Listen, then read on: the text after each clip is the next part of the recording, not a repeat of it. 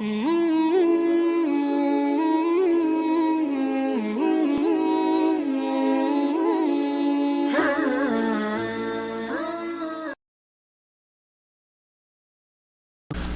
أن لا إله إلا الله وحده لا شريك له وأشهد أن محمدا عبده ورسوله صلى الله تعالى عليه وعلى آله وصحبه وسلم تسليما كثيرا يا أيها الذين آمنوا اتقوا الله حق تقاته ولا تموتن إلا وأنتم مسلمون يا أيها الناس اتقوا ربكم الذي خلقكم من نفس واحدة وخلق منها زوجها وبث منهما رجالا كثيرا ونساء واتقوا الله الذي تساءلون به والأرحام إن الله كان عليكم رقيبا يا أيها الذين آمنوا اتقوا الله وقولوا قولا سديدا يصلح لكم أعمالكم ويغفر لكم ذنوبكم ومن يطع الله ورسوله فقد فاز فوزا عظيما أما بعد فإن خير الحديث كتاب الله وخير الهدي هدي محمد صلى الله عليه وسلم وشر الأمور محدثاتها وكل محدثة بدعة وكل بدعة ضلالة وكل ضلالة في النار أعوذ بالله من الشيطان الرجيم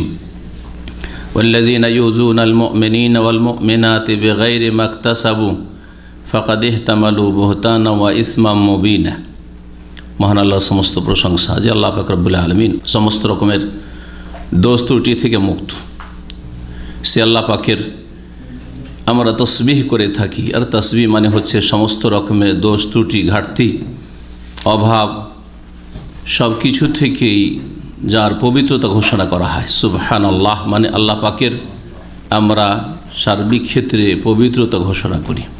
তিনি সমস্ত ত্রুটি থেকে ঘাটতি থেকে পাক পবিত্র ঊর্ধ্বে।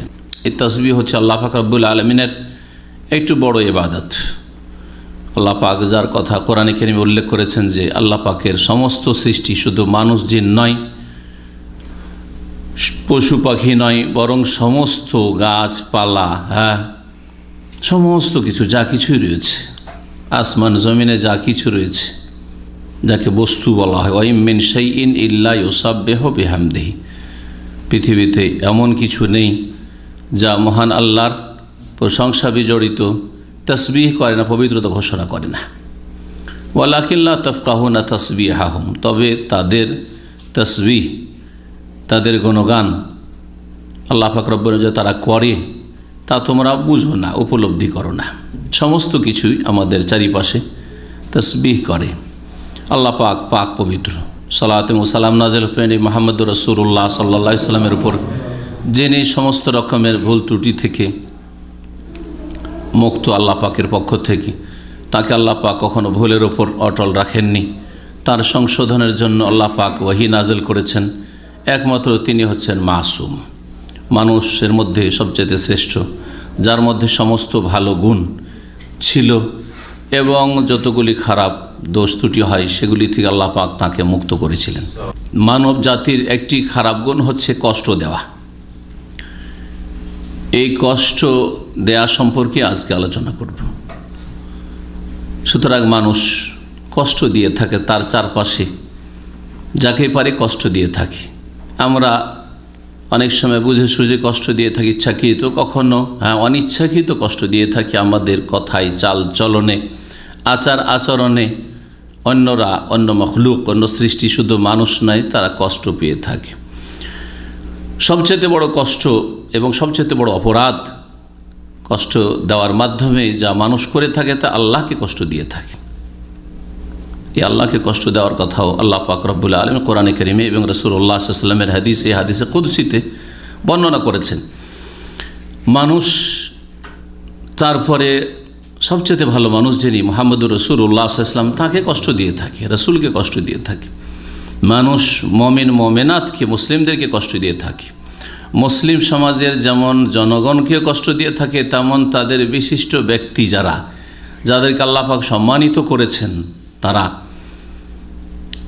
আলেম ওলামাই হন অথবা শাসক গোষ্ঠী হন, তাদেরকে অন্যায়ভাবে কষ্ট দিয়ে থাকি। এ হচ্ছে মানুষের একটি খারাপ স্বভাব। মানুষ মুসলিমকে যেমন কষ্ট দেয়, অমুসলিমকে কষ্ট দিয়ে থাকে। অনেক মুসলিম আছে, মুসলিমকে কষ্ট দেয়, অমুসলিমকে কষ্ট দেয়। আল্লাহ পাক কাউকে কষ্ট দেওয়ার অনুমতি দেননি। এটি হচ্ছে দিন ইসলামের একটি সৌন্দর্য। দিন ইসলামের একটি বৈশিষ্ট্য যে আল্লাহ পাক কষ্ট দেওয়া হারাম করেছেন। আপনার কথা কাজে চলাফেরায় যাতে করে আপনার চারপাশে গিয়ে কষ্ট না পায়, এমন কি কোনো জীব জন্তু পশু পাখি যেন আপনার দ্বারা কষ্ট না পায়। এই মর্মে অনেকগুলি হাদিস রয়েছে। এতগুলি কথা সবগুলি যদি আলোচনা করা যায় তাহলে কয়েকটা আলোচনার প্রয়োজন, তাই না? এক একটি বিষয় সম্পর্কে এক একটা বড় আলোচনার প্রয়োজন রয়েছে।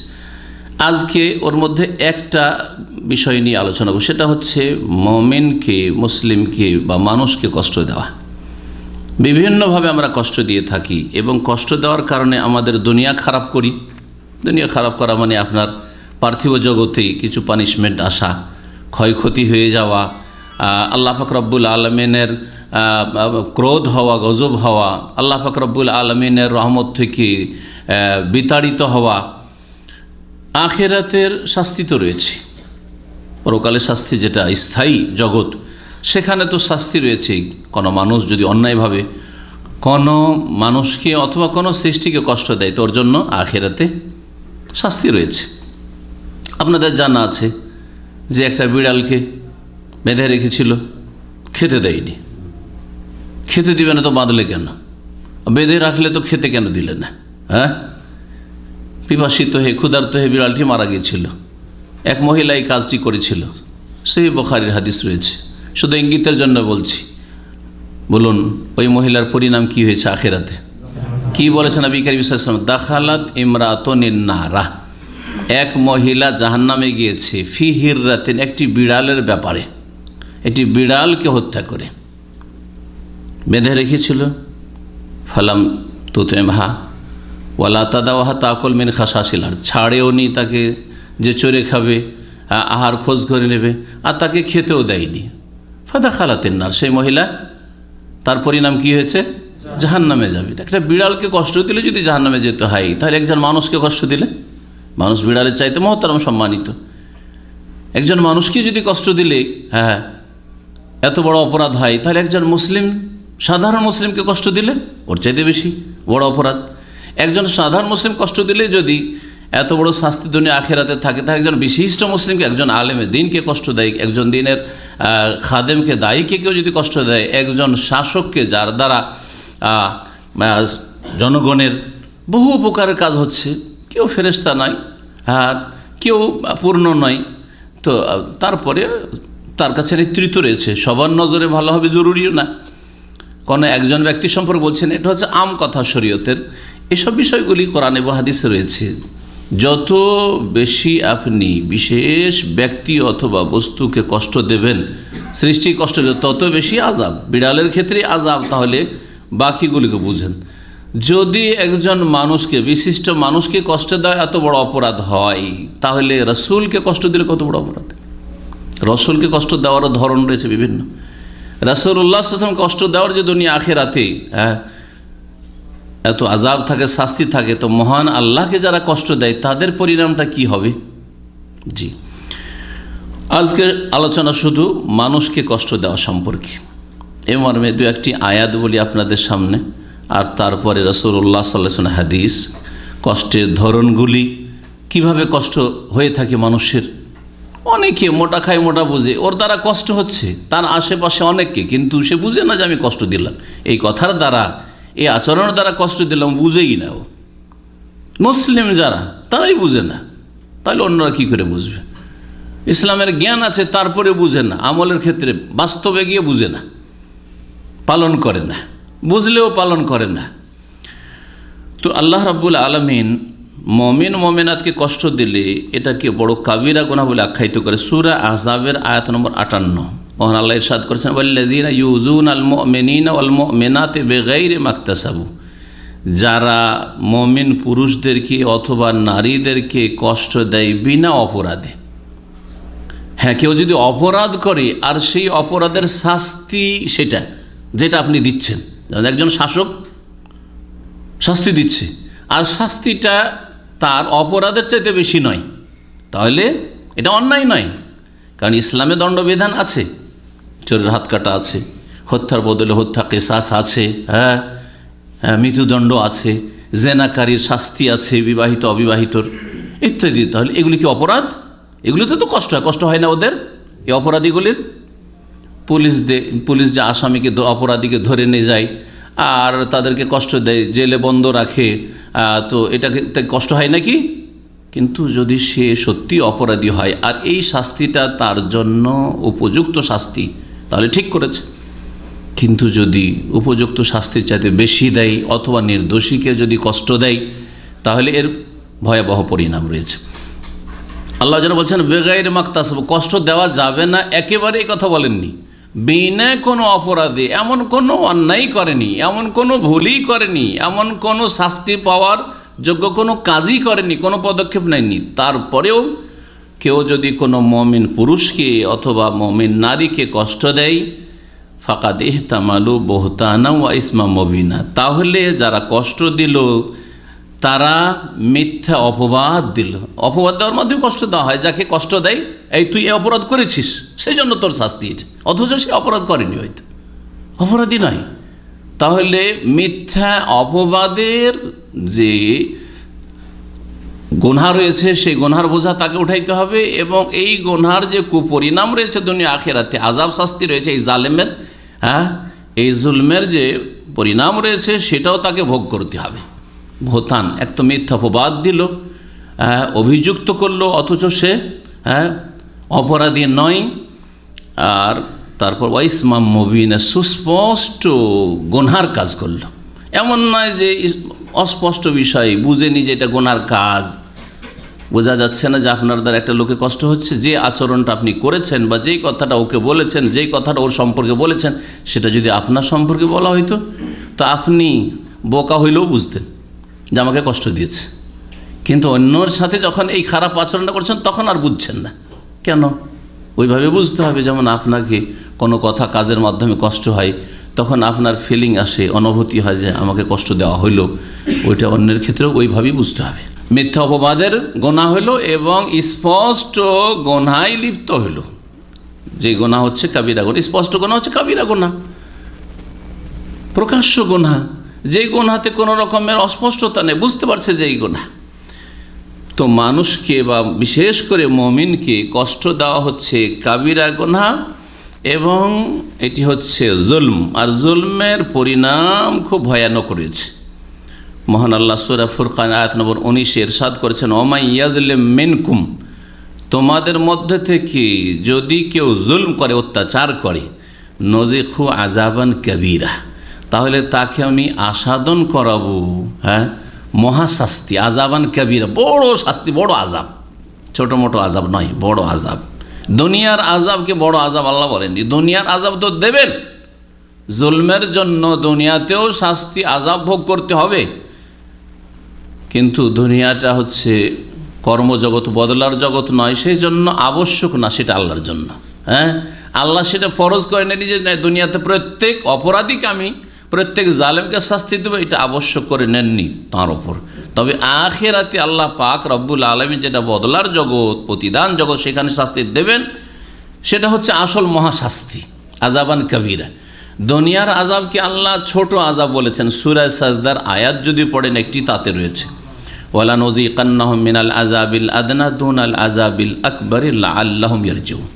আল্লাহ পাক বলছেন যে অবশ্যই অবশ্যই অপরাধীদেরকে, পাপীদেরকে, জালেমদেরকে, গুনাহগারদেরকে আমি নিকটের শাস্তি, আদনা অথবা ছোট শাস্তি, দুটি আদনার অর্থ হয়।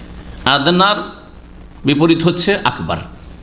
ওয়ালা নুযিকান্নাহুম মিনাল আযাবিল আদনা, তাদেরকে কাছের শাস্তি মানে পার্থিব শাস্তি, অথবা ছোট শাস্তি যেটা দুনিয়াবি পার্থিব শাস্তি, এই শাস্তি, এই আযাব দেব দুনাল আযাবিল আকবারি, মহাশাস্তির আগে, বড় আযাব শাস্তির পূর্বে, যেটা হচ্ছে মওতের পরে, কবরে, আত্মার জগতে, হাসরের মাঠে, বিচার দিবসে, জাহান্নামে আল্লাহ শাস্তি দেবে। এটা হচ্ছে আযাবে আকবার। ওখানে আযাবে আকবার বলা হয়েছে, আর এখানে বলা হয়েছে আযাবান কাবীরা। যারা জুলম অত্যাচার করে, আর জুলম অত্যাচারই হচ্ছে কষ্ট দেওয়া, তাদেরকে আল্লাহ পাক কঠোর শাস্তি দেবেন, বড় শাস্তি দেবেন।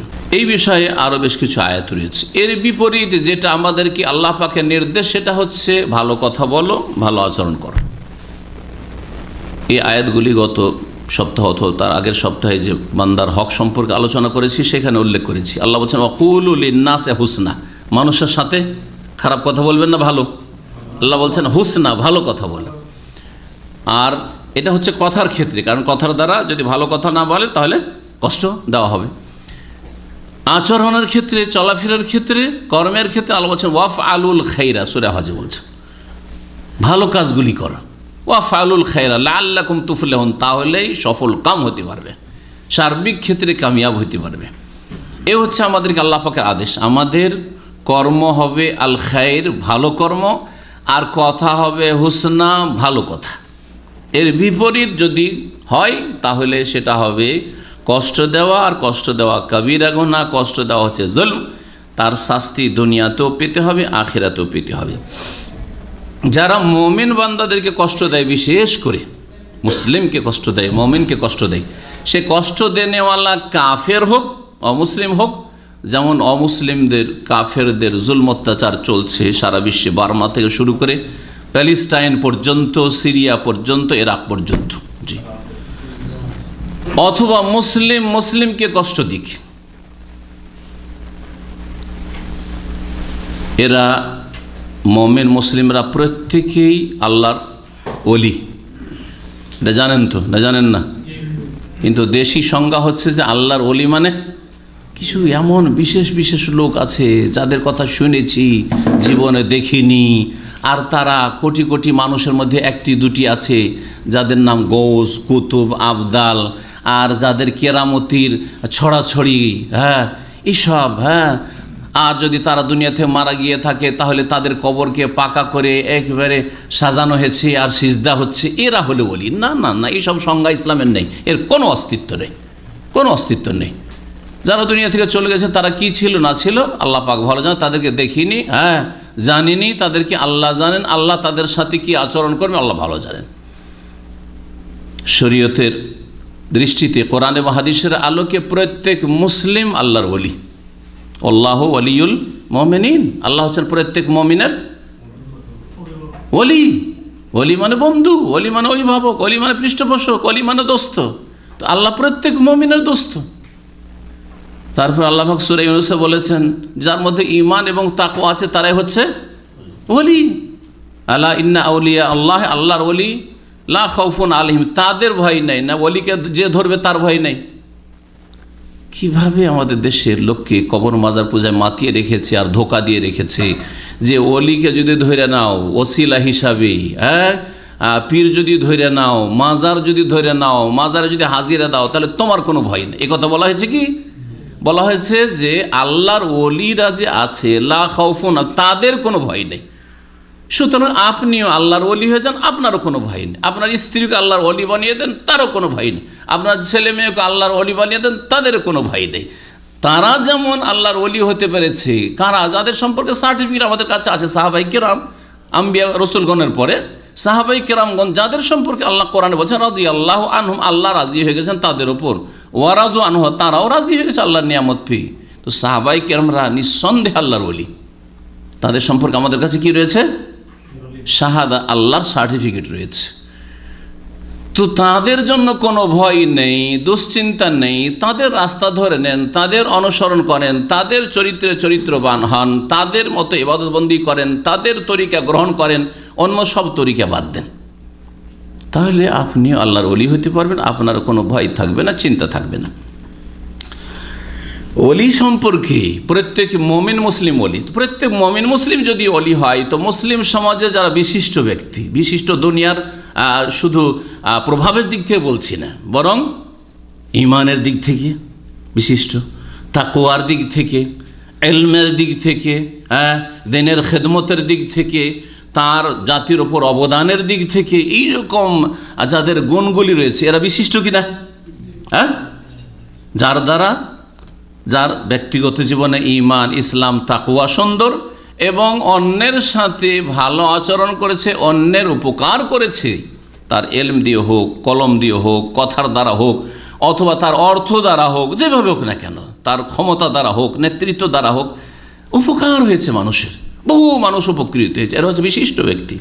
তো বিশিষ্ট মুমিন মুসলিমদেরকে কষ্ট দিলে তারা কষ্ট দেনেওয়ালারা, তাহলে আরও আল্লাহ পাকের বড় ওলিদেরকে কষ্ট দিল, ঠিক না? বড় ওলিদেরকে কষ্ট দিল। এখন শোনেন, হাদিসে কুদসি সহিহ বুখারী মুসলিমে রয়েছে, পেনবী মুহাম্মদ রাসূলুল্লাহ সাল্লাল্লাহু আলাইহি ওয়াসাল্লাম বলেছেন, কাল আল্লাহ তাআলা, আল্লাহ পাক বলছেন, মান আদালি ওয়ালিয়ান ফাকাদ আযানতুহু বিল হারবে, যেই ব্যক্তি আমার বন্ধুর সাথে, আমার দোস্তের সাথে, আমার ওয়ালির সাথে শত্রুতা রাখে। কষ্ট কখন দেয়? মহব্বত করলে কষ্ট দেয় নাকি? আপনি স্ত্রীকে খুব মহব্বত করেন আর কষ্ট দেন, মারধর করেন, বলছি তোমাকে খুব মহব্বত করি সেজন্য মারি, নাকি আছে এরকম পৃথিবীতে? কি কিছু নেই। তাহলে যাকে কষ্ট দেয় তার সাথে শত্রুতা রাখে, না ঘৃণা রাখে, বিদ্বেষ রাখে, হিংসা রাখে, হ্যাঁ, এক কথাই সম্পর্ক খারাপ, সম্পর্ক খারাপ, সেজন্য কষ্ট দেয়। মান আদালি ওয়ালিয়ান, আমার দোস্তের সাথে, বন্ধুর সাথে, ওয়ালির সাথে যেই ব্যক্তি, যারাই শত্রুতা রাখবে, দুশ্মনী রাখবে, ফাকাদ আযানতুহু বিল হারবে, তার বিরুদ্ধে আমি যুদ্ধের ঘোষণা করছি। স্বয়ং আল্লাহ রাব্বুল আলামিন বলছেন, ফাকাদ আযানতুহু বিল হারবে, যুদ্ধের ঘোষণা করছি তার বিরুদ্ধে।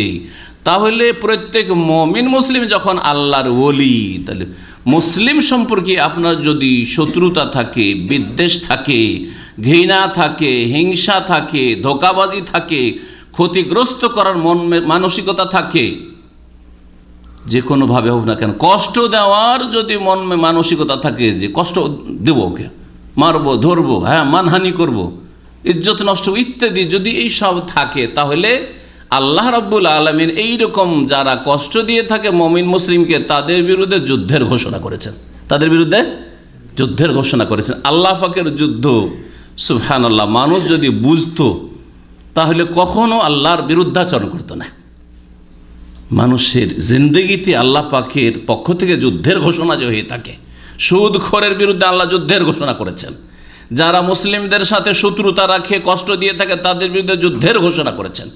আল্লাহ পাকের যুদ্ধ বহু রকমের হয়, আসমানি গজব দিয়ে হয়, জমিনি আজাব দিয়ে হয়, আবার পারিবারিক বালা মুসিবত দিয়ে হয়, শারীরিক বিপদ আপদ দিয়ে হয়, অ্যাক্সিডেন্ট দুর্ঘটনার মাধ্যমে হয়, অর্থ নষ্ট হয়ে গেল, অনেক অর্থ সঞ্চয় করলেন কিন্তু নষ্ট হয়ে গেল, এর মাধ্যমে হয়। জীবনে কোনো শান্তি নেই, বরকত নেই, না স্ত্রীর সাথে শান্তি, না ছেলে মেয়েকে নিয়ে শান্তি, না স্বামীকে নিয়ে শান্তি, না বাপ মাকে নিয়ে শান্তি, না শ্বশুর শাশুড়ির সাথে শান্তি, না গ্রামবাসীর সাথে শান্তি, হ্যাঁ, শাসকদের জুলম অত্যাচার, সবগুলি আল্লাহ পাকের পক্ষ থেকে যুদ্ধের ঘোষণা। যত বালা মুসিবত বিপদ আপদ দেখছেন, ব্যক্তি পর্যায়ে হোক, পারিবারিক ক্ষেত্রে হোক, সামাজিক ক্ষেত্রে হোক, রাষ্ট্রীয় ক্ষেত্রে হোক, আন্তর্জাতিক ক্ষেত্রে হোক, যত বালা মুসিবত মুসলিম জাতির ওপর বা ব্যক্তির ওপর দেখছেন, এগুলি হচ্ছে আল্লাহর পক্ষ থেকে কি ফাকাদ আযানতুহু বিল হারব, আল্লাহ পাকের পক্ষ থেকে যুদ্ধের ঘোষণা। আমাদের মধ্যে এমন এমন অপরাধ আছে যেগুলির কারণে আল্লাহ পাকের রহমত হয় না, আল্লাহ পাকের পক্ষ থেকে যেন যুদ্ধের ঘোষণা করা আছে। যার যেমন অপরাধ তার উপর ওই রকমের বালা মুসিবত আসতে আছে। আল্লাহ পাক যেন বুঝার তৌফিক দান করেন এবং সংশোধনের তৌফিক দান করেন। এই বিষয়গুলি যদি বুঝে নিই তাহলে সংশোধন হয়। এত যে বিপদ আপদ মুসলিম জাতির ওপর, তারপরে কি নামাজির সংখ্যা বাড়ছে? তারপরে কি মুসলিমরা ইমানদার হচ্ছে? তারপরে কি মুসলিমরা পাপ ছাড়ছে?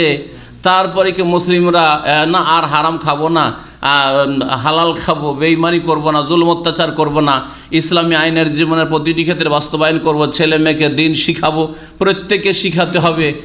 শুধু এক শ্রেণীর লোকেরা যারা মসজিদ মাদ্রাসার সাথে জড়িত তারাই শুধু ইসলাম শিখাবে, আর বাকিরা ইসলাম থেকে ফ্রি হয়ে গেছে, তারা শুধু ডাক্তার, ইঞ্জিনিয়ার আর এইসব বানাবে। যা কিছু অর্থ সম্পদ সঞ্চয় করেছে সবগুলি কাফের দেশে দিয়ে ওই দেশ থেকে লেখাপড়া করিয়ে নিয়ে আসবে, কিন্তু ইসলাম সম্পর্কে কিছুই জানালো না। ছেলে ডাক্তার হইল, ইঞ্জিনিয়ার হইল, কিন্তু পিলার অফ ইমান, ইমানের স্তম্ভও জানে না, ইসলামের খুঁটিগুলোও জানে না, আর নামাজের ফরজ ওয়াজিব রুকন ওয়াজিবাত কিছুই জানে না, কিছুই জানে না। বলছিলাম যে আল্লাহ রাব্বুল আলামিন যুদ্ধের ঘোষণা করেছেন কার বিরুদ্ধে? যারা মুমিন মুসলিমকে কষ্ট দেয়, আল্লাহর ওলিদেরকে কষ্ট দেয়। আর প্রত্যেক মুমিন হচ্ছে আল্লাহ পাক রব্বুল আলামিনের ওলি। বিভিন্ন রকমভাবে কষ্ট দেওয়া হয়, যেই কথাগুলি বিভিন্ন হাদিসে ছড়িয়ে ছিটে। আবু বকর রাদিয়াল্লাহু তাআলা আনহু, নবী করিম সাল্লাল্লাহু আলাইহি ওয়াসাল্লামের সাহাবী, বর্ণনা করছেন যে নবী সাল্লাল্লাহু আলাইহি সাল্লাম বিদায় হজে কোরবানির দিনে 10ই জিলহজ বিদায় হজে নবী করিম সাল্লাল্লাহু আলাইহি সাল্লাম মিনায় যে খুতবা দিয়েছিলেন, আরাফায় এক খুতবা দিয়েছেন 9 তারিখে, আর 10 তারিখে মিনায় খুতবা দিয়েছিলেন। সেই খুতবাতে বলেছিলেন আর আরাফাতে বলেছেন, এই কথাগুলি বারবার করে বলতেন নবী করিম সাল্লাল্লাহু আলাইহি সাল্লাম, কারণ এই রকমের বেশি সংখ্যক মানুষকে একসাথে পাওয়াটা অত সহজ বিষয় নয়। সুতরাং তাদেরকে দিনের এই মৌলিক বিষয়গুলি, মানুষের হকের বিষয়গুলি, বান্দার হকের বিষয়গুলি নবী করিম সাল্লাল্লাহু আলাইহি ওয়াসাল্লাম বিশেষভাবে বর্ণনা করেছিলেন তার খুতবায়। বলেছিলেন তাতে ইন্না দিমা আকুম, নিশ্চয়ই তোমাদের রক্ত, ও আমওয়ালাকুম তোমাদের ধন সম্পদ, ও আরাজাকুম তোমাদের ইজ্জত আবরু মান সম্মান, হারামুন আলাইকুম তোমাদের উপর হারাম। একজনের ধন সম্পদ, মান ইজ্জত আর জান সব কিছুই আরেকজনের উপর হারাম। হারাম, একটা পয়সা হালাল নাই, সামান্য একটু মানহানি করা হালাল নাই, রক্ত এক ফোঁটা হালাল নাই। খুন করা তো দূরের কথা, মারধর করা তো দূরের কথা। একটা টাকা যদি হালাল না হয় তো দিনে 2, 4, 10 হাজার 20 হাজার রিয়াল নিলেন, কার কাছে ভিসা বের করে দেবো, কার কাছে তোমার এই কাজ করে দেবো, কার কাছে তো এই করে দেবো, অথবা ধার নিলেন, আর তারপরে দেওয়ার কোনো প্রয়োজনই মনে করেন না। মনে হচ্ছে যে প্রস্তুত হয়ে আছেন আখেরাতের নেকি দেব, প্রস্তুত হয়ে আছেন যে আখেরাতের নেকি দেবো, এখন দেব না। হয় এটা, আর না হলে আখেরাতে মোটেই বিশ্বাস নেই। আর এটা হচ্ছে সত্য কথা, যে এইসব নামধারী মুসলিমদের আখেরাত পরকাল বলে কিছু নেই, তাদের বিশ্বাস নেই। আসলে তাদের বিশ্বাস হচ্ছে পেটে, যে পেটে কি আসছে, পকেটে কি আসছে, এতে বিশ্বাস, পয়সায় বিশ্বাস, পয়সায় বিশ্বাস। এরা বস্তুবাদী, এটা কি তো বস্তুবাদী বলে, যা চোখের সামনে দেখছি আর পাচ্ছি এটা হচ্ছে আর কিছু নেই, এর চোখের আড়ালে কিছু নেই। না পরকাল, না আখেরাত, না আল্লাহ, না আল্লাহ পাকের পাকড়াও, না আমল নামা লিখা হচ্ছে, না কবরে গিয়ে কিছু হবে, এসব কোনো কিছুই বিশ্বাস করে না বস্তুবাদীরা। তো আজকালকার অধিকাংশ মুসলিমরা বস্তুবাদী হয়ে গেছে, যার ফলে মানুষের হক নষ্ট করতে কোনো পরোয়া করে না, মানুষকে কষ্ট দিতে বিভিন্নভাবে কোনো রকমের পরোয়া হয় না। কাহুরমাতে অমেকুম হাজা, যেমন এই দিন কত সম্মানিত দিন, জিলহজ মাসের 10 তারিখ। জি, হজের অধিকাংশ কাজগুলি এই দিনে সম্পাদন করা হচ্ছে। ফিশাহারিকুম হাজা, এই মাসের যেমন সম্মান, জিলহজ মাস হারাম মাস, সম্মানিত মাস, 4টি মাসের একটি মাস। ফি বালাদিকুম হাজা, তোমাদের এই শহরে মক্কাতুল মুকাররমা, হারামের এলাকা কত সম্মানিত। ওই রকমই মানুষের এক ফোঁটা রক্ত, একটা পয়সা, একটু সামান্য যেটুকু মান ইজ্জত তার আছে, সেইটুকু আল্লাহ পাকের কাছে এই মক্কা নগরী থেকে আর জিলহজ মাস থেকে আর এই জিলহজ মাসের 10 তারিখ থেকেও বেশি মর্যাদা সম্পন্ন। তারপরে এই কথা আল্লাহ হালবাল্লাহ, তো শুনে রাখো আর বলো তোমরা, আমি কি তোমাদের কাছে আল্লাহ পাকের দিনের কথা পৌঁছিয়ে দিলাম? তোমাদের কি আমি এই কথাগুলি তবলিগ করে দিলাম, পৌঁছিয়ে দিলাম? সাহাবারা বলছে আল্লাহকে সাক্ষী রেখে বলছি, ইয়া রাসূল আল্লাহ, আপনি আমাদের কাছে এই কথাগুলি পৌঁছে দিয়েছেন। কিয়ামতে আমাদের বলার কোনো অজুহাত থাকবে না, উপায় থাকবে না যে আমরা বলবো যে আল্লাহ এগুলো অপরাধ ছিল জানতাম না, এই অন্যায় করেছি জানতাম না, এই কথা বলার কোনো উপায় নেই। নবী করিম সাল্লাল্লাহু আলাইহি সাল্লাম আল্লাহর নাজিলকৃত দিন সুন্দরভাবে পৌঁছিয়ে দিয়েছেন, সহিহ বুখারী হাদিস। তাহলে এই সব অন্যায়ের মাধ্যমে মানুষকে কষ্ট দেওয়া হয়। কষ্ট দেওয়া হয় আরও বেশ কিছু কাজের মাধ্যমে, যা হাদিস রয়েছে সহিহ মুসলিমে, যেমন প্রিয় মুহাম্মদ রাসূলুল্লাহ সাল্লাল্লাহু আলাইহি ওয়াসাল্লাম বলছেন, লা তাহাসাদু, তোমরা কেউ কারো হিংসা করিও না। বাড়িতে বসে বসে হিংসা করছেন, নিজের অফিসে বসে হিংসা করছেন, ওর গায়েও হাত দিলেন না, পকেটেও হাত দিলেন না, এক পয়সা তার মেরেও খেলেন না, বরং তার সাথে হয়তো জীবনে সাক্ষাৎ হয়নি কিন্তু হিংসা আছে। এটা ছোটদের মধ্যে না হইলেও একই পেশার লোকদের মধ্যে হয়। হিংসা সম্পর্কে আমার একটা বিস্তারিত আলোচনা আছে, ওতে পাবেন। একই পেশার লোক হলে হিংসা হয়, না হলে হয় না, তাই না? মাস্টারের হিংসা করবে, মাস্টার আলেমের হুজুরের হিংসা করবে না। আবার মৌলভী সাহেবের হিংসা করবে, দায়ীর হিংসা করবে, ঠিক না? ইঞ্জিনিয়ার হিংসা করবে একই ক্ষেত্রে হলে, টেকনিশিয়ানের হিংসা করবে, একই সাবজেক্টটা আছে, আরে ও আমার আগে বেড়ে যাবে, ওর প্রমোশন হয়ে যাবে, ও বেটার চান্স পাবে, আমি পাবো না, ইত্যাদি ইত্যাদি। কেউ কারো হিংসা করে, হিংসা করার মাধ্যমে একজন 10,000 কিলোমিটার দূরে থাকে আপনার থেকে, কিন্তু ওখানে বসে বসে আপনার নাম শুনেছে, শোনার পরে তার গায়ের জ্বালায় ঘুম হয় না, ওখান থেকে সে গুনাহগার হতে আছে, কষ্ট দিতে আছে, হিংসার মাধ্যমে কষ্ট দিতে আছে। জীবনও দেখা সাক্ষাৎ হল না, হিংসার মাধ্যমে কষ্ট দিতে আছে বাড়িতে বসে বসে। শান্তিও পায় না, ঘুমও আসে না, কারণ অন্তরের জ্বালা। হ্যাঁ, ওয়ালা তানাজাসু, আর তোমরা কেউ কারো দালালি করিও না। দালালি করার মাধ্যমে ক্ষতি করা হয়। একটা লোক গিয়ে বিক্রি করতো, হ্যাঁ, মার্কেটে দাম দর দেখতো, তারপরে বিক্রি করতো, রাস্তাতে ধরে নিলেন, আর ধরে নিয়ে কিনে ফেললেন। অথবা আপনি দালালি করে যে ব্যক্তি ক্রেতা গিয়েছিল ওকে ক্ষতিগ্রস্ত করলেন, দাম বাড়িয়ে দিলেন, আপনি কিনবেন না। আসলে এটা হচ্ছে আসল দালালি আমাদের দেশে, তাই না?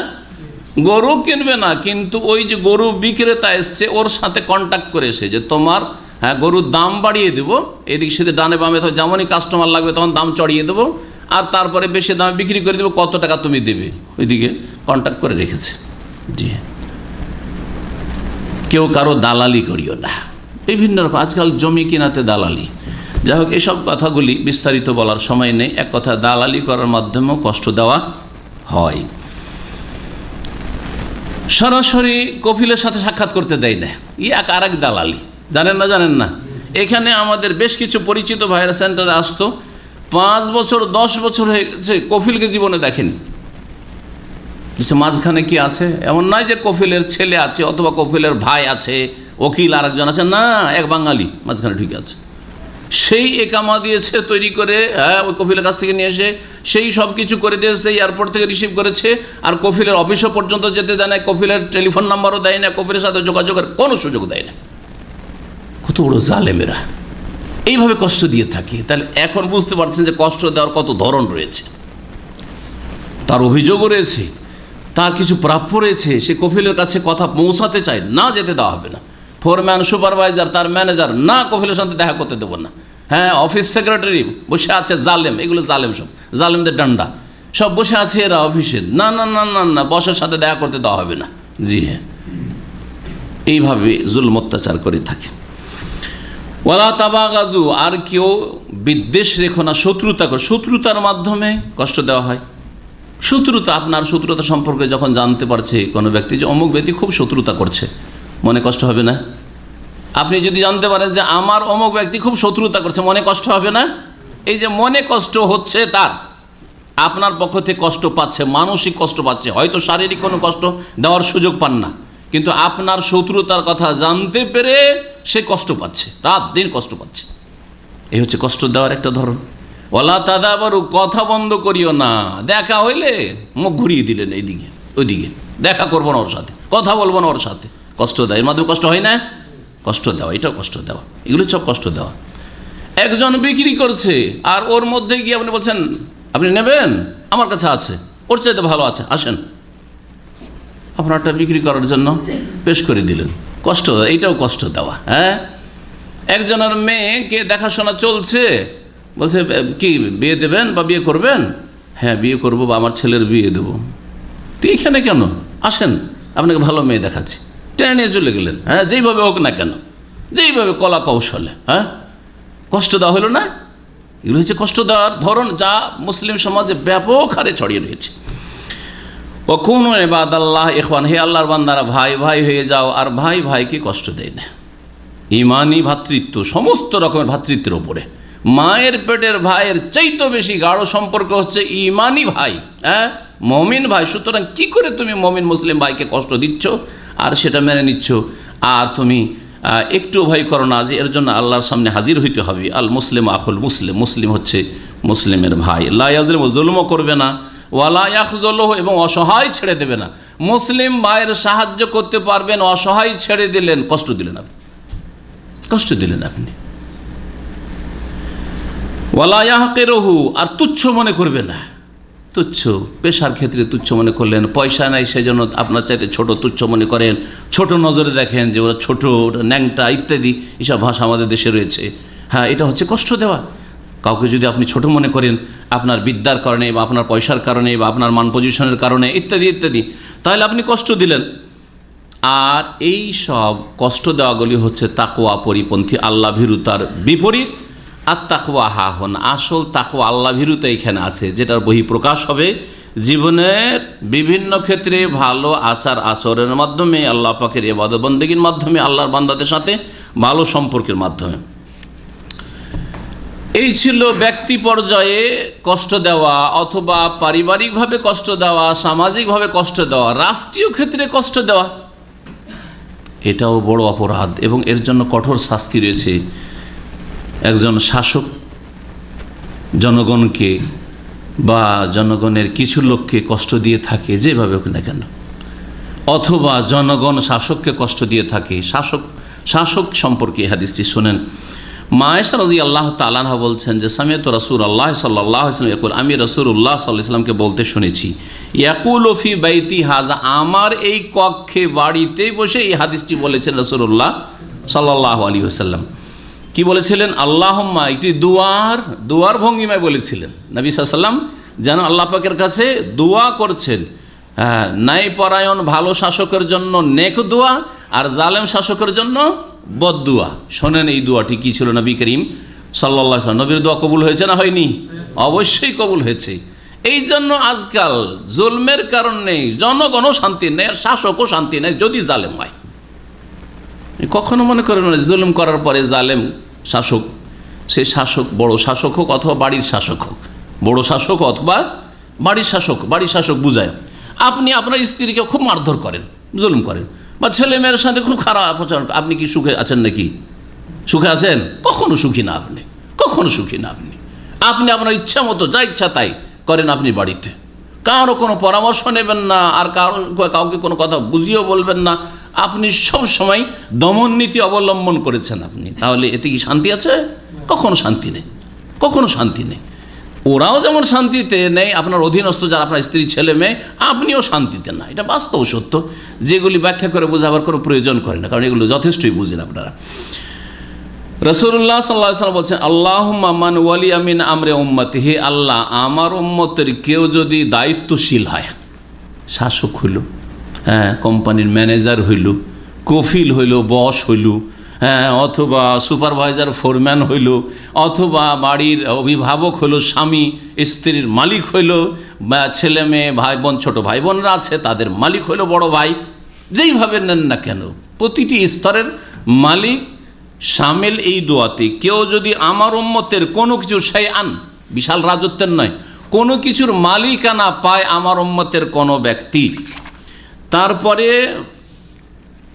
ফা শাক্কা আলাইহিম, আর মালিকানা পাওয়ার পরে তাদেরকে কষ্টে ফেলে দেয়, নেতৃত্ব পেয়ে মানুষের ওপর জুলম অত্যাচার শুরু করলো, মানুষকে কষ্ট দেওয়া শুরু করলো, স্ত্রীকে কষ্ট দেয় বিয়ে করে নিয়ে এসে, ছেলে মেয়েদেরকে কষ্ট দেয়, যেই আচরণ দ্বারাই হোক না কেন, ছেলে মেয়েদেরকে কষ্ট দেওয়া, শুধু মার ধরেই কষ্ট দেওয়া হয় না, তাদের যে ন্যায্য অধিকার আছে সে অধিকার দিচ্ছেন না আপনি, তাদেরকে যে আদর্শন করার প্রয়োজন রয়েছে সেটা দিচ্ছেন না আপনি, তাদের যে সুশিক্ষা দেওয়ার আদব কায়দা শেখানো রয়েছে সেটা শিখাচ্ছেন আপনি, সব কিছুর আগে তাদেরকে ইসলাম শিখাতে হবে ইসলাম শিখাচ্ছেন না আপনি, যথেষ্ট পয়সা খরচ করে দুনিয়া পড়াচ্ছেন কিন্তু তাদেরকে ইসলাম শিখালেন না আপনি, আল্লাহর সাথে তাদেরকে সম্পৃক্ত করলেন না, আল্লাহর দিনের সাথে তাদেরকে সম্পৃক্ত করলেন না, কোরআন সুন্নাহর সাথে তাদেরকে সম্পৃক্ত করলেন না, নাস্তিক হয়ে সাবালক হইল, নাস্তিক হয়ে গেল, বেদিন হয়ে গেল, আখিরাত বিমুখ হয়ে গেল, পেট পূজারি হয়ে গেল, তার সবচেয়ে বেশি ক্ষতিগ্রস্ত করলেন। এই ছেলেটিকে জাহান্নামের রাস্তায়, এই মেয়েটিকে জাহান্নামের রাস্তায় ঠেলে দিলেন আপনি। তার পেটে যদি দুটো দানা কমও দিতেন, আর তার দুনিয়ার শিক্ষায় খুব উচ্চ শিক্ষিত নাও করতে পারতেন, কিন্তু তাকে যদি জান্নাতের রাস্তায় লাগিয়ে দিতে পারতেন তো অন্তত এত বড় ক্ষতি করতেন না। কিন্তু বড়ই ক্ষতি করেছেন যে এই ছেলেটি যেই অবস্থায় আপনি সাবালক করে দিয়ে তাকে ছেড়ে দিয়েছেন, সেই অবস্থাটা হচ্ছে কুফরির অবস্থা, নাস্তিকতার অবস্থা, বেদিনের অবস্থা, বা শিরক বিদাতের অবস্থা, অথবা পেট পূজার অবস্থা। এই অবস্থায় যদি দুনিয়া থেকে চলে যায় তো সোজা জাহান্নামে চিরকাল। কত ক্ষতি করলেন আপনি আপনার ছেলেটার। ফাশাক্কা আলাইহিম, কষ্ট দিলে, কষ্ট দেওয়া মানসিক দিক থেকে হইতে পারে, কষ্ট দেওয়া এই দিক থেকে হইতে পারে যে আপনি তাদের খোঁজখবর নিচ্ছেন না, টেলিফোন করছেন না, বিদেশে আপনারা আছেন, আপনাদের সাথে বাস্তবে একটা উদাহরণ দিই, এখানে আছেন 1 বছর কেউ যেতে পারছেন না, কেউ 2 বছর 3 বছরও যেতে পারছেন না, আর তাদের টেলিফোন করেও খোঁজখবর নিচ্ছেন না ঘন ঘন, আপনি তাদের হক সম্পর্কে আপনি অযত্ন, আপনি অন্য অন্য চিন্তা তো করছেন, কিন্তু এদের যে দায়িত্ব, ফরজ দায়িত্ব, আপনার যেমন নামাজ ফরজ, আপনার যেমন জাকাত ফরজ, আপনার যেমন রোজা ফরজ, তারপর আপনার স্ত্রীর খোঁজ খবর নেওয়া ফরজ, স্ত্রীকে ভালো একটা ভাষা দেওয়া ফরজ, আপনার ছেলে মেয়েদের আদর্শে হোক, দূর থেকে কাছে থেকে করতে পারছেন, দূর থেকে ঠিক আছে টেলিফোনের মাধ্যমে হোক করা ফরজ, এই চেতনাই নেই আপনার, এসব চিন্তাই নেই আপনার। তাহলে আপনি ফাশাক্কা আলাইহিম, তাদেরকে কষ্ট দিলেন আপনার আচার আচরণের মাধ্যমে, যদি এইভাবে কষ্ট দেন তাহলে নবীর বদদোষ ফাসুক আলাইহি, যেই শাসক বা যেই নেতা, যেই অভিভাবক আমার উম্মতের কোনো কিছুর মালিকানা পেল, নেতৃত্ব পেল, আর মালিকানা নেতৃত্ব পেয়ে সে কষ্ট দিল, তার কথা কাজের মাধ্যমে অধীনস্থরা কষ্ট পেল, জনগণ কষ্ট পেল, পরিবারের সদস্যরা কষ্ট পেল, ফাসকুক আলাইহি, আল্লাহ তাকেও তুমি কষ্টে ফেলে দাও। মারাত্মক দোয়া, তাকে তুমি কি করো? কষ্টে ফেলে দাও। কে দোয়া করছেন? মুহাম্মদুর রাসূলুল্লাহ সাল্লাল্লাহু আলাইহি ওয়াসাল্লাম দোয়া করছেন। কার কাছে? হ্যাঁ, না গৌস কুতুবের কাছে? হ্যাঁ, তো গৌস কুতুবকে ডাকা বড় শিরক। রাসূলুল্লাহ সাল্লাল্লাহু আলাইহি ওয়াসাল্লাম, রাসূলুল্লাহ সাল্লাল্লাহু আলাইহি ওয়াসাল্লাম, গৌস কুতুবরা বড় না রাসূল বড়? রাসূল বড়। হ্যাঁ, জিলানী চিশতি চাইতে, আবু হানিফা, শাফি, মালিক, আহমদ, হ্যাঁ সবার চাইতে বড়। তারপরও তিনি রবের কাছে দোয়া করছেন। কার কাছে দোয়া করছেন? নিজের হাতে মালিকানা যে আমি দিয়ে দেবো, যা দেওয়ার দিয়ে দেবো, আল্লাহর কাছে কি করছেন? দোয়া করছেন। তাহলে সকলে আল্লাহর বান্দা। যখন রাসূলুল্লাহ আল্লাহর বান্দা, তো অন্যরাও আল্লাহর গোলাম, আল্লাহর দাস বান্দা। বান্দার কাছে কোনো কিছু চাওয়া যায় না, মাবুদের কাছে চাইতে হয়। তো এই ছিল বদদুয়া। নেক দোয়া শোনেন।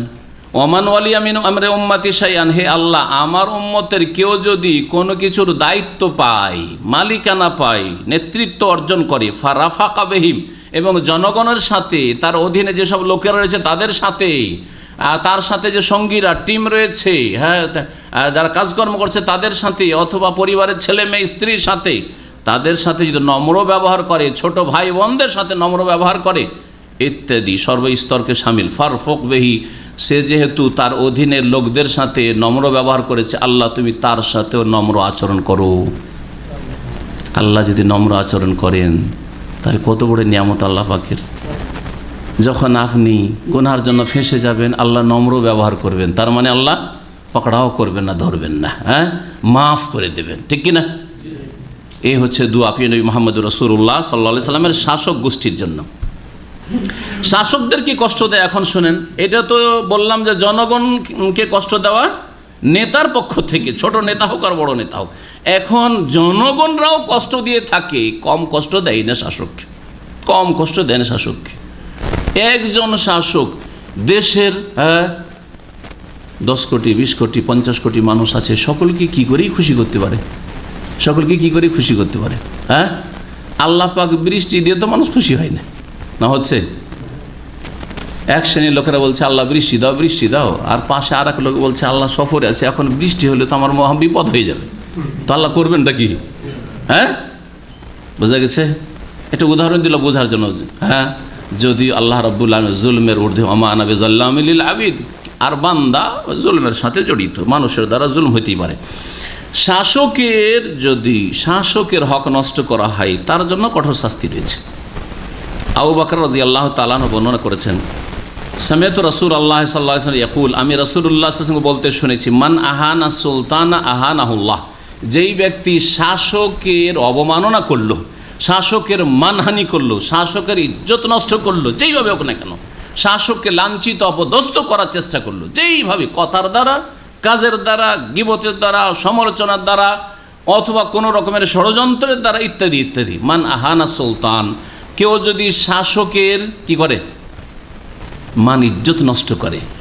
এখন এটাকে বড় শাসক থেকে ছোট শাসকের দিকে আসি। একটু আগে বললাম স্বামী স্ত্রীর কথা বললাম, তাই না? এখন স্ত্রী যদি স্বামীকে কষ্ট দেয় তাহলে শাসককে কষ্ট দিল না, শাসকের মানহানি করলো না। ছেলে মেয়েরা যদি বাপকে কষ্ট দেয়, মাকে কষ্ট দেয়, তাহলে শাসকের নেতাকে কষ্ট দিল না, দিল কি দিল না? হ্যাঁ, কর্মচারী, কোম্পানির লোকেরা, ওয়ার্কাররা যদি, ফোরম্যান, সুপারভাইজার, বস ইত্যাদি ম্যানেজার যারা আছে, বিভিন্ন স্তরের নেতৃত্ব রয়েছে, তাদেরকে কষ্ট দেয় কথা এবং কাজের মাধ্যমে, তাহলে তারা মানহানি করলো না? হ্যাঁ, ইসলাম সুবিচার কায়েম করেছে সকলের জন্য, এবং সকলের কাছে আল্লাহ পাক হক পৌঁছিয়ে দিয়েছেন, এবং মানুষকে দায়িত্ব দিয়েছেন যার যে প্রাপ্য অধিকার হক রয়েছে পৌঁছিয়ে দাও। ইন্নাল্লাহ কাদ আতা কুল্লা জি হাক্কিন হাক্কা, প্রত্যেক পাওনাদারকে, হকদারকে আল্লাহ হক পৌঁছিয়ে দেওয়ার ব্যবস্থা করেছেন, অর্থাৎ নির্দেশ দান করেছেন যে তোমরা এইভাবে মানুষের হক পৌঁছাও। তুমি বেতন নিচ্ছ, এইভাবে মালিকের হক পৌঁছাও। আর মালিককে আল্লাহ বলছেন যে তুমি কাজ নিচ্ছ, এইভাবে কর্মচারীর হক পৌঁছিয়ে দাও। ঠিক ওই রকমই স্বামী স্ত্রীর ক্ষেত্রে, ছেলে মেয়ের ক্ষেত্রে, বাপ মায়ের ক্ষেত্রে। তো যেই ব্যক্তি শাসককে লাঞ্ছিত করলো, আল্লাহ তাকে লাঞ্ছিত করে। বাপকে খারাপ ভাষা বলে, মাকে খারাপ ভাষা বলে, বাপ মায়ের কথা শুনে পরোয়াই করেন না, বললো মোবাইল নিয়ে টিপাটিপি করতে আছে, মানহানি করলো না। এগুলো তো আজকালকার ছেলেরা বুঝেই না, যে আমাকে আমার বাপ বললো, হ্যাঁ নামাজের জন্য উঠতে বললো, হ্যাঁ অথবা কোনো কাজে যেতে বললো, যতক্ষণ পর্যন্ত বাপ মা দাঁড়িয়ে আছে ততক্ষণ উঠবে না, কারণ মানহানি হয়ে যাবো। ভাবছে যে আমি যদি চট করে উঠে যাই তো আমি মনে হয় কী হয়ে যাব, ছোট হয়ে যাব, মানিজ্যত নষ্ট হবে। যদি যায়ও 2, 4, 5 মিনিট 10 মিনিট পরে, তখন উঠলো বাবু। আজকালকার ছেলেদের অবস্থা এরকম, আজকালকার মেয়েদের অবস্থা। আপনি কি বাপের মানহানি করলেন না? যে বাপ একটা কথা বললে দাঁড়িয়ে আছে, ফেল ফেল করে চেয়ে আছে, যারে ছেলে কী যে করবে, কথাটা শুনলো কি শুনলো না। আরে বলেন যে যাচ্ছি, হ্যাঁ এক্ষুনি যাচ্ছি, তো কিছু বলেন। যদি না উঠতে পারেন, কোনো বিশেষ কোনো জরুরি কাজ আছে, আমি যাচ্ছি এক্ষুনি, তাহলে কমপক্ষে বুঝে নেবে যে হ্যাঁ হ্যাঁ পজিটিভ, ইতিবাচক। কিন্তু না, কিছুই বলছেন না, চুপচাপ যাও বাজারে যাও তো, একটু চুপ করে বসে আছে। বাবা যাবে কি যাবে না, গেলে আমাকেই যেতে হবে, কিছু বুঝতে পারছেন না আপনি। যাদের ছেলে মেয়ে আছে ভালো করে বুঝতে পারছেন এই বিষয়গুলি। আর আমরা কোরআন হাদিস পড়েও বলছি, হ্যাঁ, আর মানুষের অবস্থা দেখেও বলছি। আল্লাহ পাক যেন আমাদের সকলকে এইসব বালা মুসিবত থেকে বাঁচিয়ে রাখেন। এবং যার বাড়িতে যত বেশি ইসলাম কম আছে, ইসলামী শিক্ষা কম আছে, তার বাড়িতে তত বেশি দুর্দশা। ভালো করে খবর নিয়ে দেখেন যে বাপকে বাপ বলেই মানেন না, হ্যাঁ, শুধু চুষার জন্য টাকা লাগবে, ব্যাস, যখন টাকার প্রয়োজন তখন শুধু বাপ, হ্যাঁ, মায়ের কাছে কিছু পাওনা পাবে ওই সময় শুধু মা, বাকি সময় কিছুই না, বাকি সময় কিছুই না।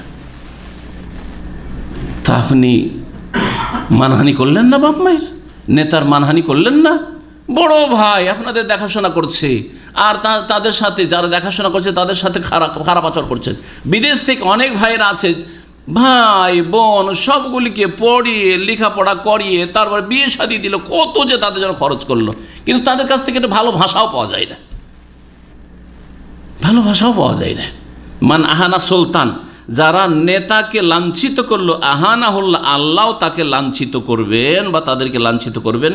তিরমিজির হাদিস, ইমাম তিরমিজি হাদিসটিকে হাসান বলেছেন, আল্লামা আলবানী হাদিসটিকে সহি বলেছেন। মানুষকে কষ্ট দেওয়ার একটা ধর্ম হচ্ছে গাল দেওয়া। আর গাল দেওয়াটা এমন বদ অভ্যাস, যখন বদ অভ্যাস হয়ে যায় তখন জিভাকে বলতে হয় না যে তুই গাল দে। পরীক্ষা করে দেখবেন আপনি, হ্যাঁ, গাড়ি চালাচ্ছেন তো, যারা গাড়ি চালাচ্ছেন তারা বুঝেন, যদি ভাষা খারাপ হয়, একটু যদি কেউ উল্টো পাল্টা করে সামান্য, তো কোনো কথা নেই, একটা গাল, কমপক্ষে একটা, তাই না?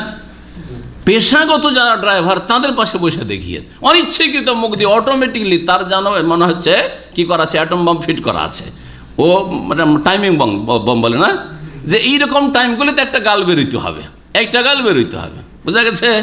জি হ্যাঁ, এইরকমই যারা মোদির ম্যানেজার, হ্যাঁ, কথায় সুবহানাল্লাহ, এত নোংরা ভাষা বলে, কথাই কথাই গাল, হ্যাঁ, যদি আরবি হয় তো হেমার কাল, হ্যাঁ, ইত্যাদি ইত্যাদি, হ্যাঁ, আর যদি বাঙালি হয় তো গরু ছাগল, হ্যাঁ হ্যাঁ, বোকা গাধা ইত্যাদি ইত্যাদি।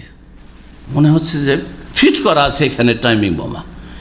তো অথচ এটা হচ্ছে ফাসেকের কাজ। সেবাবুল মুসলিমে ফুসুকুন, মুসলিমকে গালমন্দ করা হচ্ছে ফাসেকি কাজ, হ্যাঁ, ফাসেকি কাজ, কাবিরা গুনাহ, আল্লাহ পাকের বিরুদ্ধে নাফরমানি করা, রাসূলের নাফরমানি করা।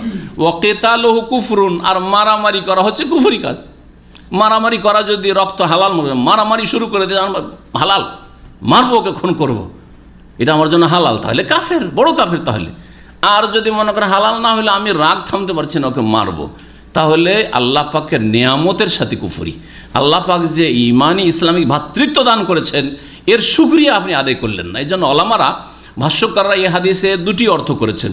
যদি আপনি কোনো মুসলিমের রক্তকে হালাল মনে করেন তাহলে বড় কাফের, আর যদি হালাল নয় কিন্তু আমি দুনিয়ার পার্থিব স্বার্থের কারণে ওর সাথে মারামারি করব, এইরকম যদি আপনার চিন্তাধারা থাকে, তাহলে আপনি আল্লাহ পাকের শুকরিয়া করলেন না, অকৃতজ্ঞতা প্রকাশ করলেন। আল্লাহ পাকের যে নিয়ামত, মুসলিমদের মাঝে ভ্রাতৃত্বের বন্ধন আল্লাহ দিয়েছেন, সেটার শুকরিয়া আদায় করলেন না আপনি। এ হচ্ছে নিয়ামতের কুফরি করা, ছোট কুফরি।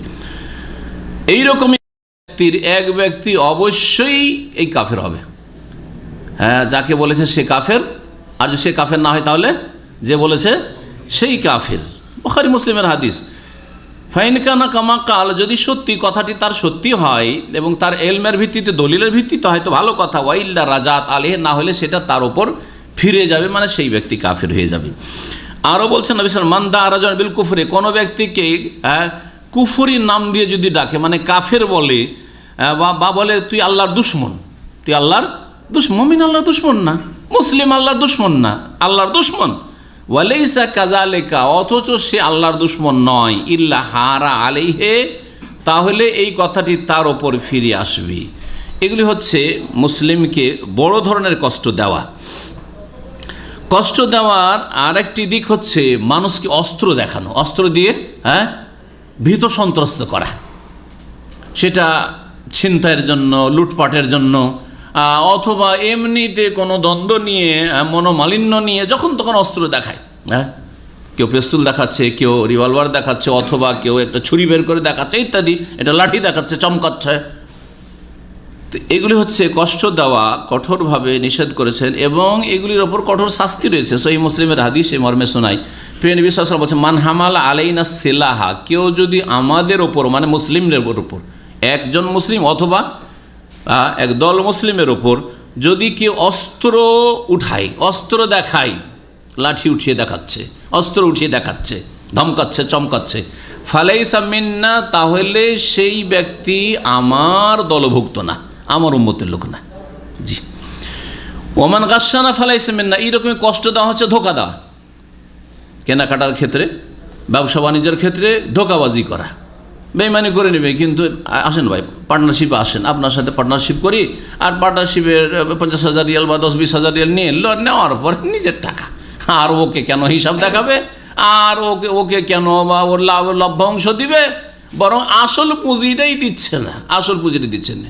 এক ভাই হয়তো এখানে আছে এখানে, সে 50,000 রিয়াল দিয়েছে এই আশাতে, আরেকজনকে বাকালা করার জন্য, দুটোই বাঙালি, দিয়েছে, তোমাকে 50-50 বা এরকম লাভ দেব, আর তারপর লাভ দেওয়া তো দূরের কথা, 50,000 মধ্যে 25,000 ফিরে আসেনি, কয়েক বছর হয়ে গেল, এখন বাকিটা মরেই যাচ্ছে। এগুলি কষ্ট দেওয়া নয়? কোনো পরোয়া নেই এদের, কোনো ভয় নেই, আল্লাহ পরকাল বলে এদের। এইরকমই কষ্ট দেওয়া হচ্ছে মানুষের গীবত করা। দোষ আছে বলে আপনি অন্য জায়গায় বলে বেড়াবেন, লাভটা কি? ব্যক্তি জীবনের দোষ, যার দ্বারা অন্য কারো ক্ষতি হয় না, কেন বলবেন? অন্যদের যদি ক্ষতি হয় তাহলে তাদেরকে সতর্ক করতে হবে, ধর্মের ক্ষতি, তাদের দিনের ক্ষতি, অথবা তাদের পারিবারিক ক্ষতি, তাহলে বলতে হবে।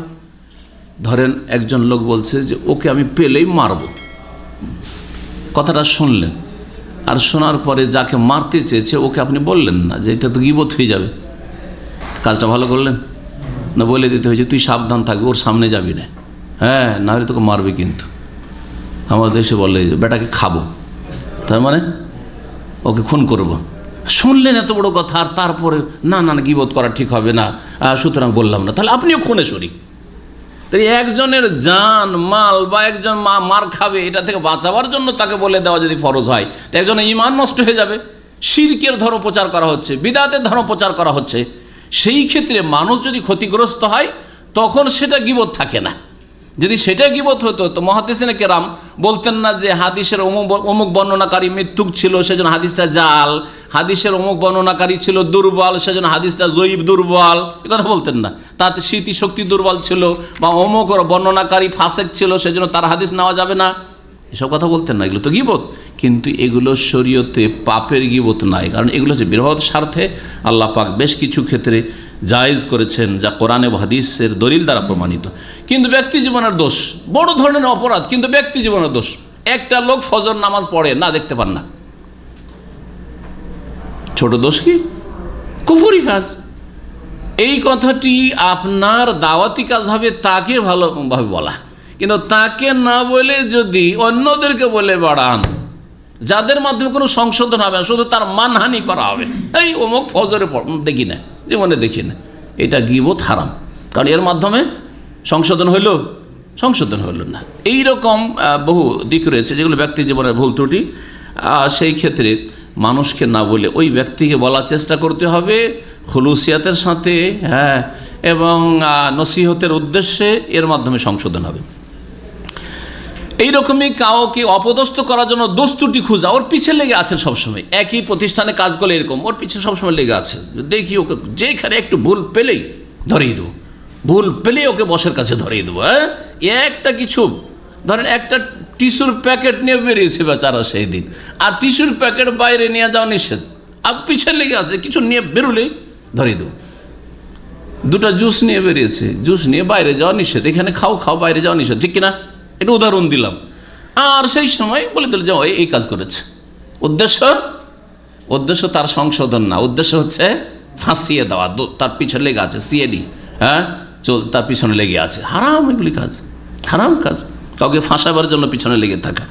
কাউকে যদি লাঞ্ছিত করার উদ্দেশ্য থাকে, আল্লাহ লাঞ্ছিত করবেন, এই মর্মে একটি হাদিস শোনাই।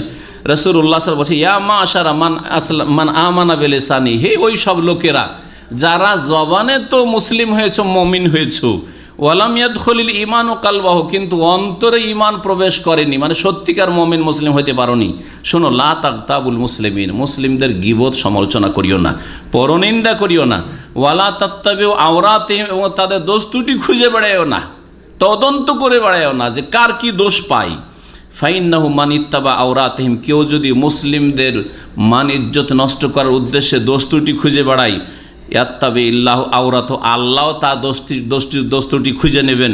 ওমাই ইয়াত্তাবি ইল্লাহ আওরাত, আল্লাহ যদি কারো দোষ ত্রুটি খুঁজতে চান তাহলে ইয়াফদাহু ফি বাইতি, আখিরাত তো আছেই, দুনিয়াতে তার বাড়িতে সে আছে, বাড়িতে থাকা সত্ত্বেও আল্লাহ তাকে সেখানেই লাঞ্ছিত করবেন। বাইরে গিয়ে ঘরের বাইরে লাঞ্ছিত না, ঘরের বাইরে লাঞ্ছিত বড় বড় ব্যক্তি হইতে পারে, গেছে বিদেশে, তার সিকিউরিটি নাই, একা পেলো মেরে দিল বা মারধর করে দিল, অথবা মানিজ্যত নষ্ট করলো, করতে পারে না, কিন্তু কারো বাড়িতে গিয়ে মানহানি করা এটা সহজ কথা নয়। আল্লাহ রাব্বুল আলামিন যার দোষ ধরতে চাইবেন তাকে তার বাড়িতেই লাঞ্ছিত অপদস্থ করে ছাড়বেন। কাকে করবেন এটা? যারা অন্য মুসলিম ভাইয়ের দোষ খুঁজে বেড়ায়।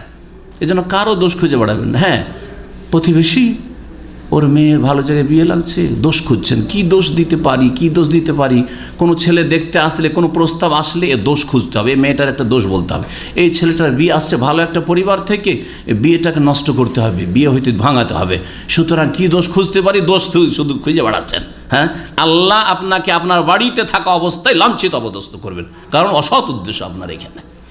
তো এইরকম বহু উদাহরণ রয়েছে। আবু দাউদের হাদিস, মুসনাদ আহমদের হাদিস, হাদিসটিকে আল্লামা আলবানী সহিহ বলেছেন। মুসলিমদের কষ্ট দেওয়ার একটা দিক হচ্ছে যে গন্ধযুক্ত কোনো কিছু খেয়ে মসজিদে আসা, সেটা পেঁয়াজ হোক, রসুন হোক, হ্যাঁ, বা শরীরের গন্ধ নিয়ে হোক। হ্যাঁ, গোসল করেন না, শরীরে বগলে গন্ধ, পাশে নামাজ পড়লে নামাজির কষ্ট হয়, এতেই যদি মানুষের কষ্ট হয় তো মুখে সিগারেটের ধূমপানের গন্ধ, হ্যাঁ, জর্দার গন্ধ, এইসব গন্ধ নিয়ে, তামাকের গন্ধ, সব বিভিন্ন রকমের গন্ধ যেগুলি হয়ে থাকে কষ্টদায়ক বিষয় যেগুলি, এগুলি দিয়ে কষ্ট দেওয়া। নবী করিম সাল্লাল্লাহু আলাইহি সাল্লাম বলেছেন, মান আকালা সুমা, কেউ যদি রসুন খায়, ওয়ালবাসাল, আর যদি পেঁয়াজ খায়, ফালা ইয়াকরবান্না মাসজিদানা, এইরকম কোনো গন্ধযুক্ত কোনো কিছু খায়, তাহলে আমাদের মসজিদের কাছেও যেন না আসে। মসজিদে নামাজ পড়তে আসা তো দরকার, মসজিদের কাছেও যেন না আসে, দূরে থাক। ফাইনাল মালায়েকা তাতাআজ্জা মিম্মা ইয়াতাআজ্জা মিনহু বানু আদম, কারণ ফেরেশতারা ওই সমস্ত কারণে কষ্ট পায়, গন্ধে কষ্ট পায় যেগুলোতে আদম সন্তান কষ্ট পায়।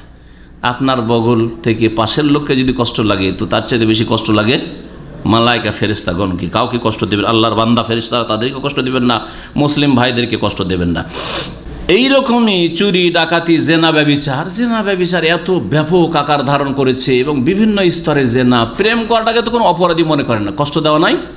আরে যার বোনের সাথে প্রেম করছেন গোটা বংশকে কষ্ট দিচ্ছেন না, শুধু মেয়েটাকে না উত্ত্যক্ত করে কষ্ট দিচ্ছেন না, বরং গোটা বংশকে কষ্ট দিচ্ছেন আপনি। হ্যাঁ, তাহলে চিন্তা করুন, আপনার যদি বোনের সাথে আচরণটা হইতো, আপনার মায়ের সাথে আচরণটা হইতো, আপনার খালার সাথে আচরণটা হইতো, আপনার ফুপুর সাথে হইতো, কি হইতো? নবী করিম সাল্লাল্লাহু আলাইহি ওয়াসাল্লাম এই ভাষা দিয়ে একজন যুবককে বুঝিয়েছিলেন যে তুমি কি পছন্দ করো, যে তুমি যে জেনা করতে চাইছো, তুমি কি পছন্দ করো তোমার বোনের সাথে, মায়ের সাথে, খালার সাথে, ফুপুর সাথে, মেয়ের সাথে কেউ জেনা করুক?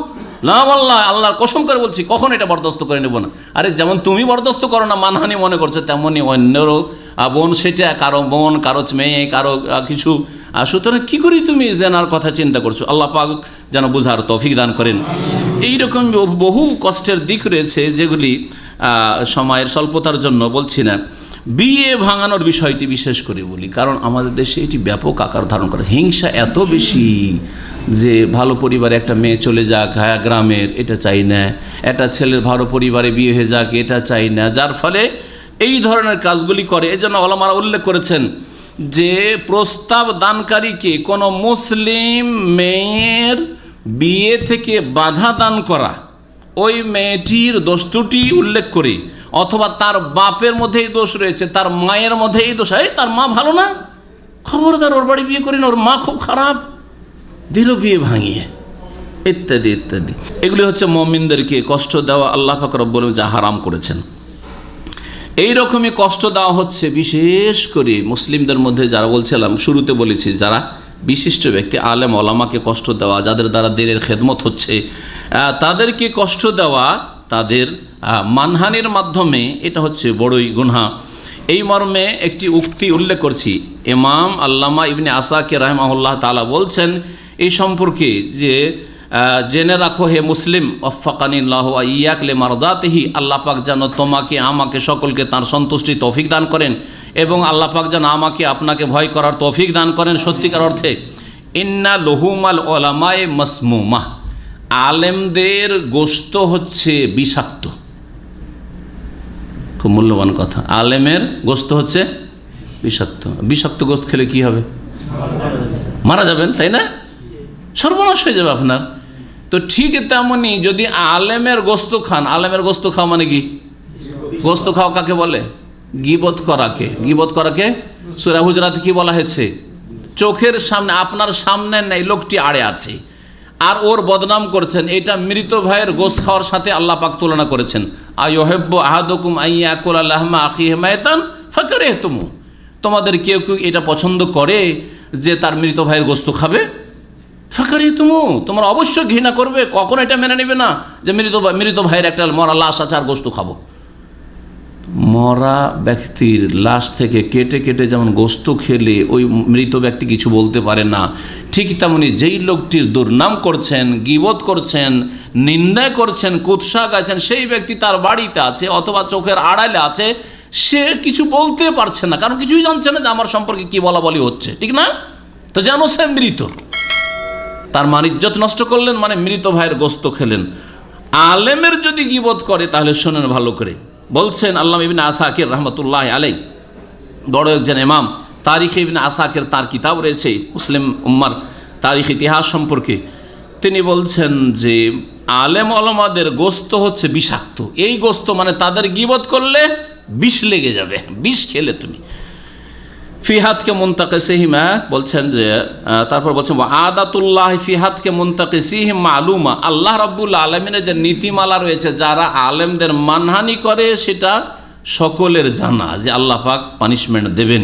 ওয়া আন্না মান আতলাকা লিসানাহু ফিল উলামা, যারা জবানকে লম্বা করে দিবে, অর্থাৎ মুখ খুলবে আলেমের বিরুদ্ধে অন্যায়ভাবে, ফিল উলামা বিসালবে, অর্থাৎ তার দোষ ত্রুটি খুঁজছে, তার মানহানি করছে, বালাহুল্লাহ কাবলা মৌতি, তার মৃত্যুর আগেই তাকে আল্লাহ বালা মুসিবতে নিমজ্জিত করবেন, বেমৌতিল কালবে, আর সবচেয়ে বড় যে বালাটি সেটি হচ্ছে তার অন্তর মরে যাওয়া। যেই ব্যক্তি আলেমদের মানহানি করে তার অন্তর মরে যায়। এটা পরীক্ষিত। কোন একজন আলেমের কাছ থেকে শিখতো, আজকালকার যুগের কথা, আগের যুগে তো বহু বহু কাহিনী, সত্য কাহিনী রয়েছে, আজকালকার যুগের কথা বলছে। একজন আলেমের কাছ থেকে শিখতো কোরআন সুন্নাহর কথা, শেখার পরে সহি আকীদা আসলো, আসার পরে শুধু একটু নেতৃত্বের জন্য বড় একটা টোপ ছিল তার সামনে, ওখানে যখন বাধা হইলো তখন ছটকে গিয়ে দাঁড়াইলো, আর তারপরে আল্লাহ পাকের আর গীবত করা শুরু করলো আলেমের বিরুদ্ধে। এরা হচ্ছে পেট পূজারি, এটা ইত্যাদি, এরা হচ্ছে দুনিয়াদার, এরা হচ্ছে পেশাদার, ইত্যাদি কত কি এই ধরনের কথা যা বলে এক শ্রেণীর লোকেরা।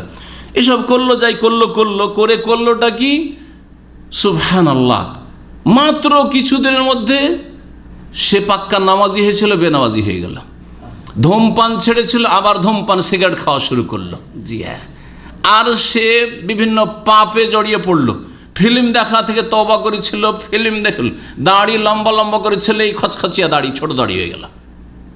এটা নাম ধরে বলা যাবে না, না হলে আপনারা অনেকে এরকম চেনবেন যাদের অবস্থা এরকম হয়েছে, হয়তো এখানে হোক অথবা দেশে হোক, যারাই আলেমদের সাথে খারাপ আচরণ করেছে অন্যায়ভাবে, হ্যাঁ, মানহানি করার উদ্দেশ্যে। আপনি যদি তাদের সংশোধন করতে চান তাদের সাথে সাক্ষাৎ করেন কি, আর সাক্ষাৎ করার পরে বলেন যে আপনার মধ্যে এই দোষটা আপনার ব্যক্তি জীবনে আছে, সুতরাং সংশোধন করেন।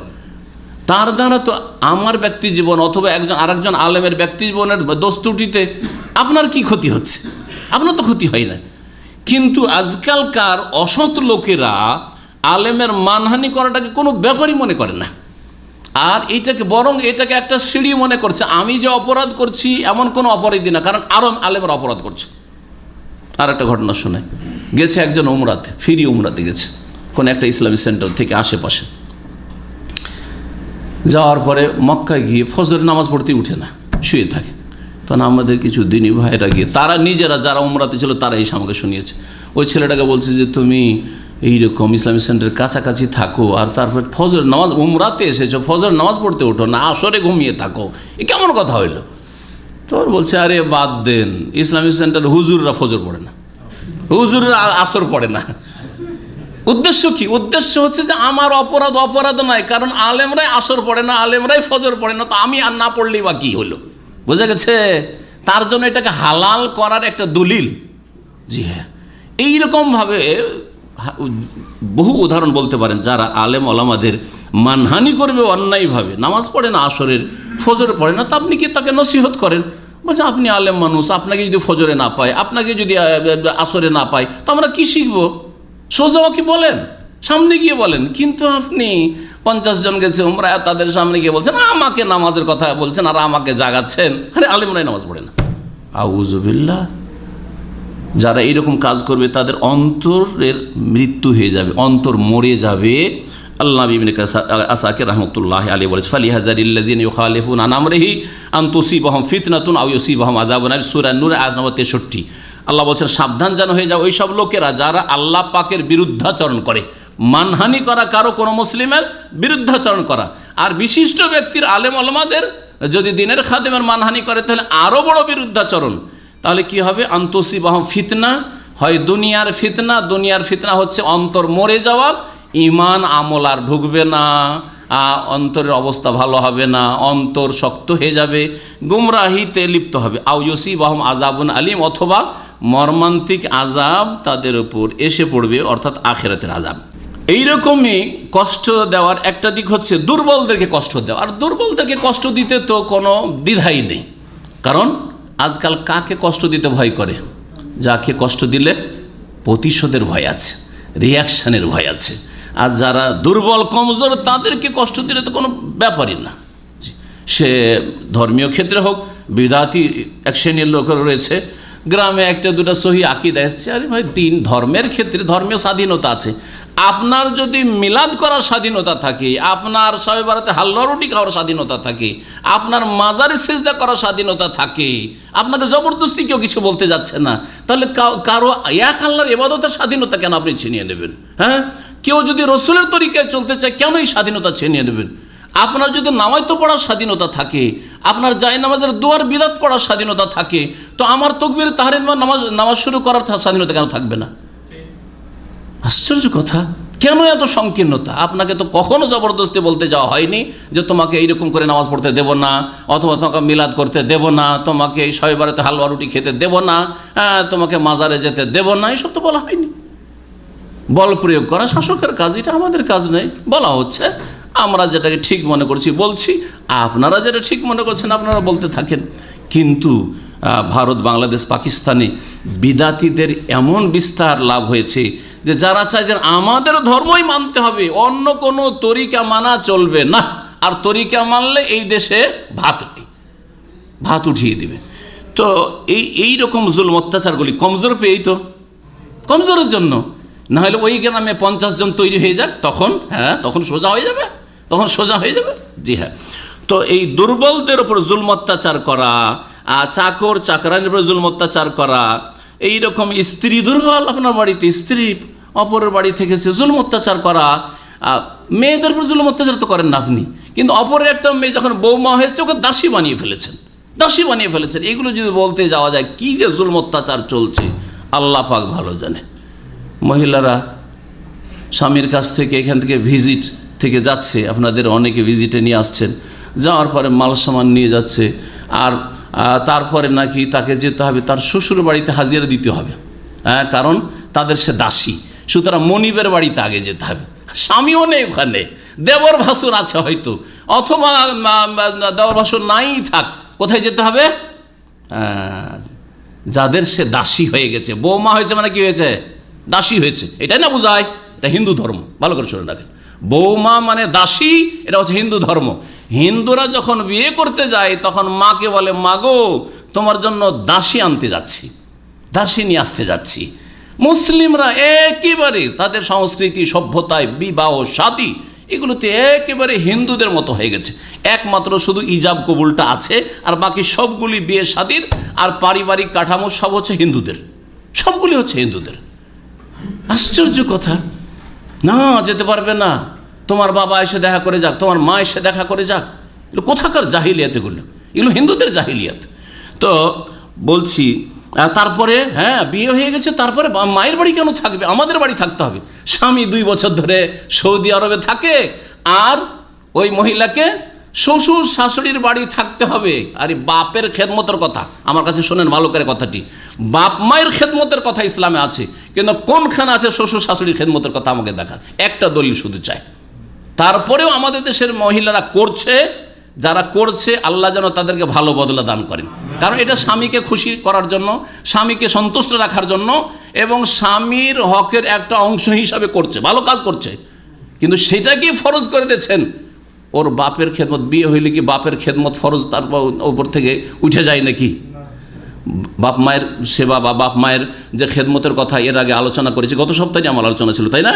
তো বাপ মায়ের যে খেদমতের বিষয়টি শুধু বিবাহের আগে পর্যন্ত মেয়েদের ওপর ফরজ, আর বিয়ে হয়ে গেলে বাপ মায়ের খেদমত ফরজটা কি স্থগিত হয়ে যায় নাকি? নেমে যায় না? কখনো নামে না। আপনার বাপ মা আপনার খেদমত, আপনার উপর খেদমত ফরজ আছে, যান কি ওখানে খেদমত করেন, আর না হলে কাজের মেয়ে রাখেন, তাদের মাধ্যমে খেদমত করেন। আর আপনার স্ত্রীকে যদি করাইতে হয় তাহলে তাকে রাজি করে নিয়ে, তাকে নসিহত করে, উপদেশ দিয়ে তাকে উৎসাহিত করেন নেকির কাজে, তার এইভাবে খেদমত নেন। কিন্তু বাই ফোর্স তোমার ওপর ফরজ আছে আমার বাপের খেদমত, আমার মায়ের খেদমত, আমার বোনদের খেদমত, আমার ভাইদের খেদমত, তোমার ভাসুরের খেদমত আর দেবরের খেদমত, আর ভাসুর আর দেবরের ছেলে মেয়েদের খেদমত, এগুলো কোথাকার ইসলামে আছে? কোনো ইসলামে নেই। আল্লাহ পাক যেন বুঝার তৌফিক দান করেন এবং এই মুসলিম সমাজের কুসংস্কারগুলি তৌফিক দান করেন। তো বলছিলাম যে কমজোরদের উপর জুলম অত্যাচার করা, কমজোর হচ্ছে পশু পাখি। অনেকেই যারা চাষি কৃষক তারা গরুকে ছাগলকে যে মারে, গরু ছাগল চাইতে বেশি আজকাল মানুষকে মারছে, চাকর চাকরানিকে মারছে। এইরকম বহু জুলম অত্যাচার রয়েছে, যে জুলম অত্যাচারগুলির মাধ্যমে মানুষ কষ্ট দিয়ে থাকে। কষ্ট দেওয়ার অন্তর্ভুক্ত হচ্ছে এই যে মিছিল আর বিক্ষোভ। মিছিল বিক্ষোভ ইসলামে দেখান তো কোথায় আছে মিছিল আর বিক্ষোভ? এই সবগুলি হচ্ছে পশ্চিমা সভ্যতা। যেমন গণতন্ত্র কাফেরদের দেশ থেকে এসছে, ঠিক তেমনি মিছিল আর বিক্ষোভ এইসব এসছে কোত্থেকে? কাফেরদের কাছ থেকে এসছে। ইসলামে এসবের কোনোটারই অস্তিত্ব নেই। না গণতন্ত্র আছে, না এইসব ইলেকশনের মাধ্যমে নেতৃত্ব আছে, আর না এইসব মিছিল আছে আর বিক্ষোভ আছে।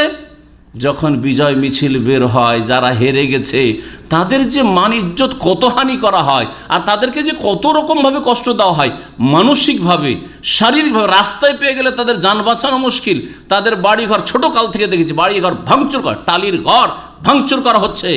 সুবহানাল্লাহ, আশ্চর্য হয়ে যাবেন কিভাবে জুলুম অত্যাচারগুলি হয় আর কষ্ট দেওয়া হয় মুসলিমদেরকে। যাদেরকে দুর্বল পায় তাদেরকে কষ্ট দিয়ে থাকে। এই মর্মে একটি হাদিস শোনাই। আর নবী করিম সাল্লাল্লাহু আলাইহি ওয়াসাল্লাম যা বলেছেন অধীনস্থদেরকে কষ্ট দেওয়ার ক্ষেত্রে, হাদিসটি সহিহ বুখারীতে রয়েছে। মহান আল্লাহ বলছেন হাদিসে কুদসি, কাল আল্লাহ তাআলা সালাসাতুন আনা খাসমুহুম ইয়াউমাল কিয়ামাত। 3 সেই মানুষ আছে যাদের বিরুদ্ধে আমি বাদী হয়ে দাঁড়াবো কিয়ামতের দিন। আল্লাহ বাদী হবেন কার বিরুদ্ধে? 3 শ্রেণীর মানুষের বিরুদ্ধে আল্লাহই বাদী। সুবহানাল্লাহ, ওই লোকের আশা লাগবে না, আল্লাহ স্বয়ং বাদী হয়ে যাবেন। কে রাজুলুন আতা বিসমা গাদার, এক লোক যে আমার দোহাই দিয়ে আমার নাম দিয়ে ওয়াদা করলো, চুক্তি করলো, আর তারপরে গাদ্দারি করলো, গাদ্দারি করলো। মীর জাফর এমন গাদ্দারি করেছিল নবাব সিরাজউদ্দৌলার সাথে যে কোনো গাদ্দার বিশ্বাসঘাতকের নাম কিয়ামত পর্যন্ত বাঙালি সমাজে ওর নাম মীর জাফর পড়েই গেছে, তাই না? জি, গাদ্দারি করা। ওয়ারাজুলুন বাহুররান, দ্বিতীয় ব্যক্তি, যে ব্যক্তি স্বাধীন মানুষকে ধরে নিয়ে গিয়ে বিক্রি করে দিল। আফ্রিকার জঙ্গল থেকে কালো মানুষদেরকে জবরদস্তি ধরে নিয়ে গিয়ে আটলান্টিক পার করে আমেরিকায় বিক্রি করে দিল। ইতিহাস যারা পড়েছেন তারা জানেন, হ্যাঁ, আমেরিকায় যে কালো নিগ্রো রয়েছে তারা এইভাবে তাদেরকে জবরদস্তি দাসী বানানো হয়েছে এক সময়ে। এবং এদের রাস্তায় নিয়ে যেতে যেতে কত যে মরে শেষ হয়ে কত যে কষ্ট দেওয়া হয়েছে। আল্লাহ পাক তাদের বিরুদ্ধে বাদী হয়ে কিয়ামতে দাঁড়াবেন। যেই কেউ করুক না কেন, মুসলিম করুক আর অমুসলিম করুক, বিক্রি করে, স্বাধীন ব্যক্তিকে বিক্রি করে পয়সা খেয়ে নিল। মানুষ বিক্রি করা, আজকাল মহিলা বিক্রি করা হচ্ছে, শুনেছেন না শোনেননি? বাংলাদেশ থেকে মহিলা পাচার করে ভারত হয়ে পাকিস্তান পর্যন্ত পৌঁছানো হচ্ছে। হ্যাঁ, ভারতের বিভিন্ন জায়গা থেকে মহিলা পাচার করে এক জায়গা থেকে আর এক জায়গায় পাচার করে বিক্রি করে দিয়ে চলে আসছে। আর হিন্দুর ঘরে বিক্রি করে দিয়ে চলে আসছে, ডোমের ঘরে বিক্রি করে দিয়ে চলে আসছে। এক মুসলিম মহিলা পশ্চিমবঙ্গের, তাদের দুই বোনকে এক দালাল নিয়ে এসছে উত্তরপ্রদেশে, নিয়ে আসার পরে এক ডোমের ঘরে বিক্রি করে দিয়েছে। ডোম বিয়ে করে আছে, আউযুবিল্লাহ, ডোম কাফের বিয়ে করে আছে, আর শুকুর চড়াচ্ছে মুসলিম মেয়ে। আর তাদেরকে বাইরে সবসময় পাহারা লাগানো আছে যাতে পালিয়ে না যেতে পারে। দুই বোনের এক বোন কোনো রকম করে পালিয়ে গিয়ে যান বাঁচিয়েছে, চলে গেছে। তার কাছ থেকে খবরগুলি পাওয়া গেছে, না হলে তো খবরই জানা যেত না যে ডোমের বাড়ি চলে গেছে। আর এক বোনের হদিসই নাই যে কোথায় আছে, কোনো খবর নেই, জি, বেঁচে আছে কি মারা গেছে কি ডোমের ঘরে আছে, আল্লাহ পাক ভালো জানে। তো এইসব হচ্ছে, আল্লাহ পাক তাদের বিরুদ্ধে বাদী হবেন। আর এই কাজগুলি হিন্দুরা করে নাই, মুসলিমরা করছে। মুসলিম সমাজের দালাল, নারী পাচার করা দালাল, ভালো করে খোঁজ খবর নিয়ে দেখবেন এগুলো হচ্ছে। ওয়ারাজুলুন ইস্তাজার আজিরা, আর এক লোক আছে যেই ব্যক্তি মজদুর নিল, রাস্তায় বসে আছে দেখছেন না, এখানে কিং খালেদের মজদুর উঠিয়ে নিল গাড়িতে, আর নিয়ে যাওয়ার বাড়িতে গিয়ে কাজ কাম করিয়ে নিল। করার পরে কন্ট্যাক্ট করেছে, তখন 100-200 যা চেয়েছে তাতেই রাজি। আর শেষখানে কাজ যখন শেষ হয়ে গেছে তখন বললো যে তাল বুকরা, আগামীকালকে। এই কাল হচ্ছে, কাল কোনোদিন আজ হয় না। আর তাদের বিরুদ্ধে, অথবা দরদাম করলো, চুক্তি করলো 100 টাকার, দিল 50 টাকা। রিক্সায় উঠলেন, রিক্সাওয়ালা রাজি হচ্ছে না, আচ্ছা ঠিক আছে চল। চোখে দেখেছি এগুলো, এই জালেমদেরকে, আমাদের দেশে এরকম জালেম বহু আছে। রিক্সাওয়ালা বেশি চাইছে পয়সা, আচ্ছা ঠিক আছে বাড়ি তো নিয়ে চল, আমাকে কত নিবি, এত এর কমে যাবি না, ঠিক আছে চল। বাড়িতে গিয়ে গেটে গিয়ে 50 টাকা কথা করেছিল, 10 টাকা 20 টাকা ধরিয়ে দিয়ে ভিতরে ঢুকে গেল, বাড়িতে ঢুকে গেল। বড় বড় পয়সাওয়ালা এই গরিব রিক্সা চালকদের সাথে এইরকম জুলুম অত্যাচার করে, এইরকম কত যে কষ্ট দিয়ে থাকে, কত রকম ভাবে। এক শ্রেণীর মুসলিমরা আল্লাহর ভয় না থাকার কারণে আল্লাহ পাক যেন এইসব থেকে আমাদের বেঁচে থাকার তৌফিক দান করেন। বলছিলাম তার সাথে সাথে যে বিক্ষোভ মিছিল এগুলি ইসলামে নেই। সুতরাং এসব পশ্চিমা ধ্যান ধারণায় বিশ্বাসী হলে হবে না। আপনি উদখুলু ফিস সিলমে কাফা, পূর্ণরূপে ইসলামে প্রবেশ করেন। না ইসলামে গণতন্ত্র আছে, না ইসলামে মিছিল আছে, না ইসলামে বিক্ষোভ আছে। কারণ এগুলির মাধ্যমে অসৎ নেতৃত্ব ছাড়া জীবনেও কখনো সৎ নেতৃত্ব আসেও নি আর আসবেও না, আসবে না। আল্লাহ পাক যেন বোঝার তৌফিক দান করেন। এইরকমই আজকালকার কষ্ট দেওয়া, ইন্টারনেট, ফেসবুকে, টুইটারে কষ্ট দেয়, একজন অপরজনের বিরুদ্ধে লিখা, অথবা ট্যাগ করা, কি বলেন আপনারা ওইসব, আমি অত বুঝি না। ট্যাগ করার মাধ্যমে কষ্ট দেওয়া, খারাপ ছবি ট্যাগ করে না আপনারা যারা ফেসবুক হলো তারা বুঝান আমাকে, করে না। একটা লোক ভালো মানুষ আপনাকে দিল একটা উলঙ্গ ছবি, নোংরা ছবি ট্যাগ করে দিল, অথবা একটা নোংরা কিছু ইত্যাদি, অথবা কুফরি কথা, অথবা শিরকি কথা ইত্যাদি, যে কিছু হোক না কেন, বিভিন্ন কষ্ট দেওয়া। তারপরে চ্যাটিং করা, আর একটা ভাষা আছে তাই না, চ্যাটিং করার মাধ্যমে কষ্ট দেওয়া হয় না। মহিলাদের সাথে চ্যাটিং, যদি মহিলা ফ্রেন্ড পেয়ে যায়, সব সময় কি ওটাকে বলে, ফ্রেন্ড কি বলে ওটাকে, ফ্রেন্ড বানানোকে কি বলে, না বন্ধু না, ফ্রেন্ড রিকোয়েস্ট পাঠিয়ে দিল সাথে সাথে। মহিলা যদি পায়, নামটা মহিলা পায়, তো কি করলো, ফ্রেন্ড রিকোয়েস্ট পাঠিয়ে দিল। আর যারা ফেসবুক আছে তাদের অধিকাংশ এইরকম মহিলা সেজে আছে, পুরুষ মহিলা সেজে আছে, আর মহিলাও দেখছে যে আমি যদি মহিলার নাম দিই তো আমার জান বাঁচবে না, মহিলা পুরুষ সেজে আছে। বহু আছে এইরকম, বহু আছে। হাদ্দিস ওয়ালা হারাজ। আশ্চর্য হয়ে যাবেন আপনি, আশ্চর্য হয়ে যাবেন। আল্লাহু আকবার। অনেকে ফলস নাম দিয়ে আছে, ওই নামে কোনো লোকই নেই, এমনি নাম দিয়ে আছে, এমনি নাম দিয়ে আছে। আল্লাহু আকবার। তো আমার নাম দিয়ে যে কত কি খোলা আছে আল্লাহ পাক ভালো জানে। জি, আমার নাম দিয়ে এক লোক চাঁদা করছে। এক লোক কোন দেশে থাকে আমার নাম দিয়ে এই চাঁদা করছে। আর কয়েক ভাই তখন আমাকে টেলিফোন করেছে কয়েক বছর আগে যে আপনি আর নাকি এইরকম কোনো প্রজেক্ট আছে যে আপনি একটা কিছু করছেন, সুতরাং এক ভাই চাঁদা চেয়েছে, বলছে ওর নাম্বারটা হাসিল করেন। নাম্বার দিচ্ছে না ও। হ্যাঁ হ্যাঁ, এগুলো সব ফেসবুকে ইন্টারনেটের মাধ্যমে সব এই ধোঁকাবাজি আর খেয়ানত আর চুরি আর ডাকাতি চলছে। তো এইভাবে ইন্টারনেটের মাধ্যমে কষ্ট দেওয়া। আজকাল অধিকাংশ ইন্টারনেটের বিবাহ শাদীগুলি এই চ্যাটিং ফ্যাটিং করেই হচ্ছে, তাই না? জি হ্যাঁ, এগুলি হচ্ছে কষ্ট দেওয়া। জি, ওই মেয়েটিকে কষ্ট দেওয়া ভালো ছিল, কিন্তু ধীরে ধীরে ধীরে খারাপ হয়ে গেল। প্রথমখানে মেনে নিতে চাইনি, তারপরে হ্যাঁ মহিলারা নরম হয়ে গেছে। এইভাবে এরকম হয়েছে। যখন প্রেমে ফেঁসে গেছে তখন নিজেকে আর আয়ত্তে রাখতে পারছে না, নিজেকে কন্ট্রোলে আর রাখতে পারছে না। নাহলে প্রথমখানে যদি হয়তো কখনো মেনে নিত না হয়তো, হ্যাঁ, কিন্তু পরিস্থিতি তাকে এখন বাধ্য করছে, কারণ সে ফেঁসে গেছে প্রেমে। আর যার ফলে হয়তো ওই মেয়ের বাবাকে ক্ষতিগ্রস্ত করলেন, মায়ের ক্ষতি করলেন, মেয়ের ভাই বোনদের ক্ষতি করলেন, ইত্যাদি ইত্যাদি। মেয়েটাকেই হয়তো এখন তো তাকে কোনো রকম করে আপনি ক্যাপচারে করলেন, কিন্তু 2-4-5 বছর পরে ওকে খেজুরের আঁটির মতো চুষে ফেলে দিবেন যে আর তোর দরকার নেই। হ্যাঁ, তো এইভাবে ক্ষতিগ্রস্ত করা হচ্ছে। এইরকম বহু আমার কাছে কমপ্লেন, অভিযোগ আসছে ফেসবুকওয়ালা ভাইদের বিরুদ্ধে। আল্লাহ পাক যেন তাদের সকলকে হেদায়েত দান করেন এবং এইসব ফিতনা থেকে বেঁচে থাকার তৌফিক দান। আর একটি কষ্ট দেওয়া হচ্ছে, টেলিফোন নাম্বার কারো পেলে কষ্ট দেওয়া। আমার কাছে রমজান মাসের রাত 2:30টার সময় যখন কিয়ামুল লাইল চলছে তখন একটা কল আসছে, কয়েক বছর আগের কথা বলছি, আমার নম্বরে। তাহলে আপনাদের কি না হইতে পারে? আচ্ছা, কোনো মহিলার একটা নাম্বার যদি ফলস চলে আসে, কোন রকম করে ভুল লেগে গেছে হয়তো, তারপর ওর পিছে লেগে গেল, এই তাকে বারবার কল করা শুরু করলো, বিরক্ত করা শুরু করলো। আজকাল অনেকগুলি কল আসে, কল আসার পরে উঠালে কথা বলেন না, কারণ ও জানতে চায় যে পুরুষ না মহিলা। যদি মহিলার আওয়াজ পায় তো চট করে কথা বলা শুরু করবে, আর যদি পুরুষ হয় তো কথা বলছে না, চট করে রেখে দিচ্ছে। এসব আপনাদের নিশ্চয়ই জানা আছে। এইভাবে এক শ্রেণীর মুসলিমরা কষ্ট দিয়ে থাকে, শুধু কাফেররা না। তাদের আল্লাহর ভয় না থাকার কারণে কিয়ামতে এগুলির জবাব দিতে হবে। আল্লাহ পাক রব্বুল আলামিন যেন আমাদের অন্তরে ভয় দান করেন। যারা মুসলিম সমাজের এইরকম ফাঁসে গুনাহগার তাদেরকে আল্লাহ পাক হেদায়েত দান করেন। আমাদেরকে এই সমস্ত ফিতনা, ইন্টারনেটের ফিতনা থেকে, টেলিফোনের ফিতনা থেকে, নারীদের ফিতনা থেকে, ধন সম্পদের ফিতনা থেকে, দুনিয়ার ফিতনা থেকে, মান ইজ্জতের ফিতনা থেকে, নেতৃত্বের ফিতনা থেকে, সমস্ত রকমের ফিতনা থেকে আল্লাহ পাক যেন দিন দুনিয়ার বাঁচিয়ে রাখেন। আল্লাহ পাক আমাদের সকলের হেফাজত করেন। সুবহান রাব্বিকা রাব্বিল ইজ্জাতি আম্মা ইয়াসিফুন ওয়া সালামুন আলাল মুরসালিন ওয়া আলহামদুলিল্লাহি রাব্বিল আলামিন।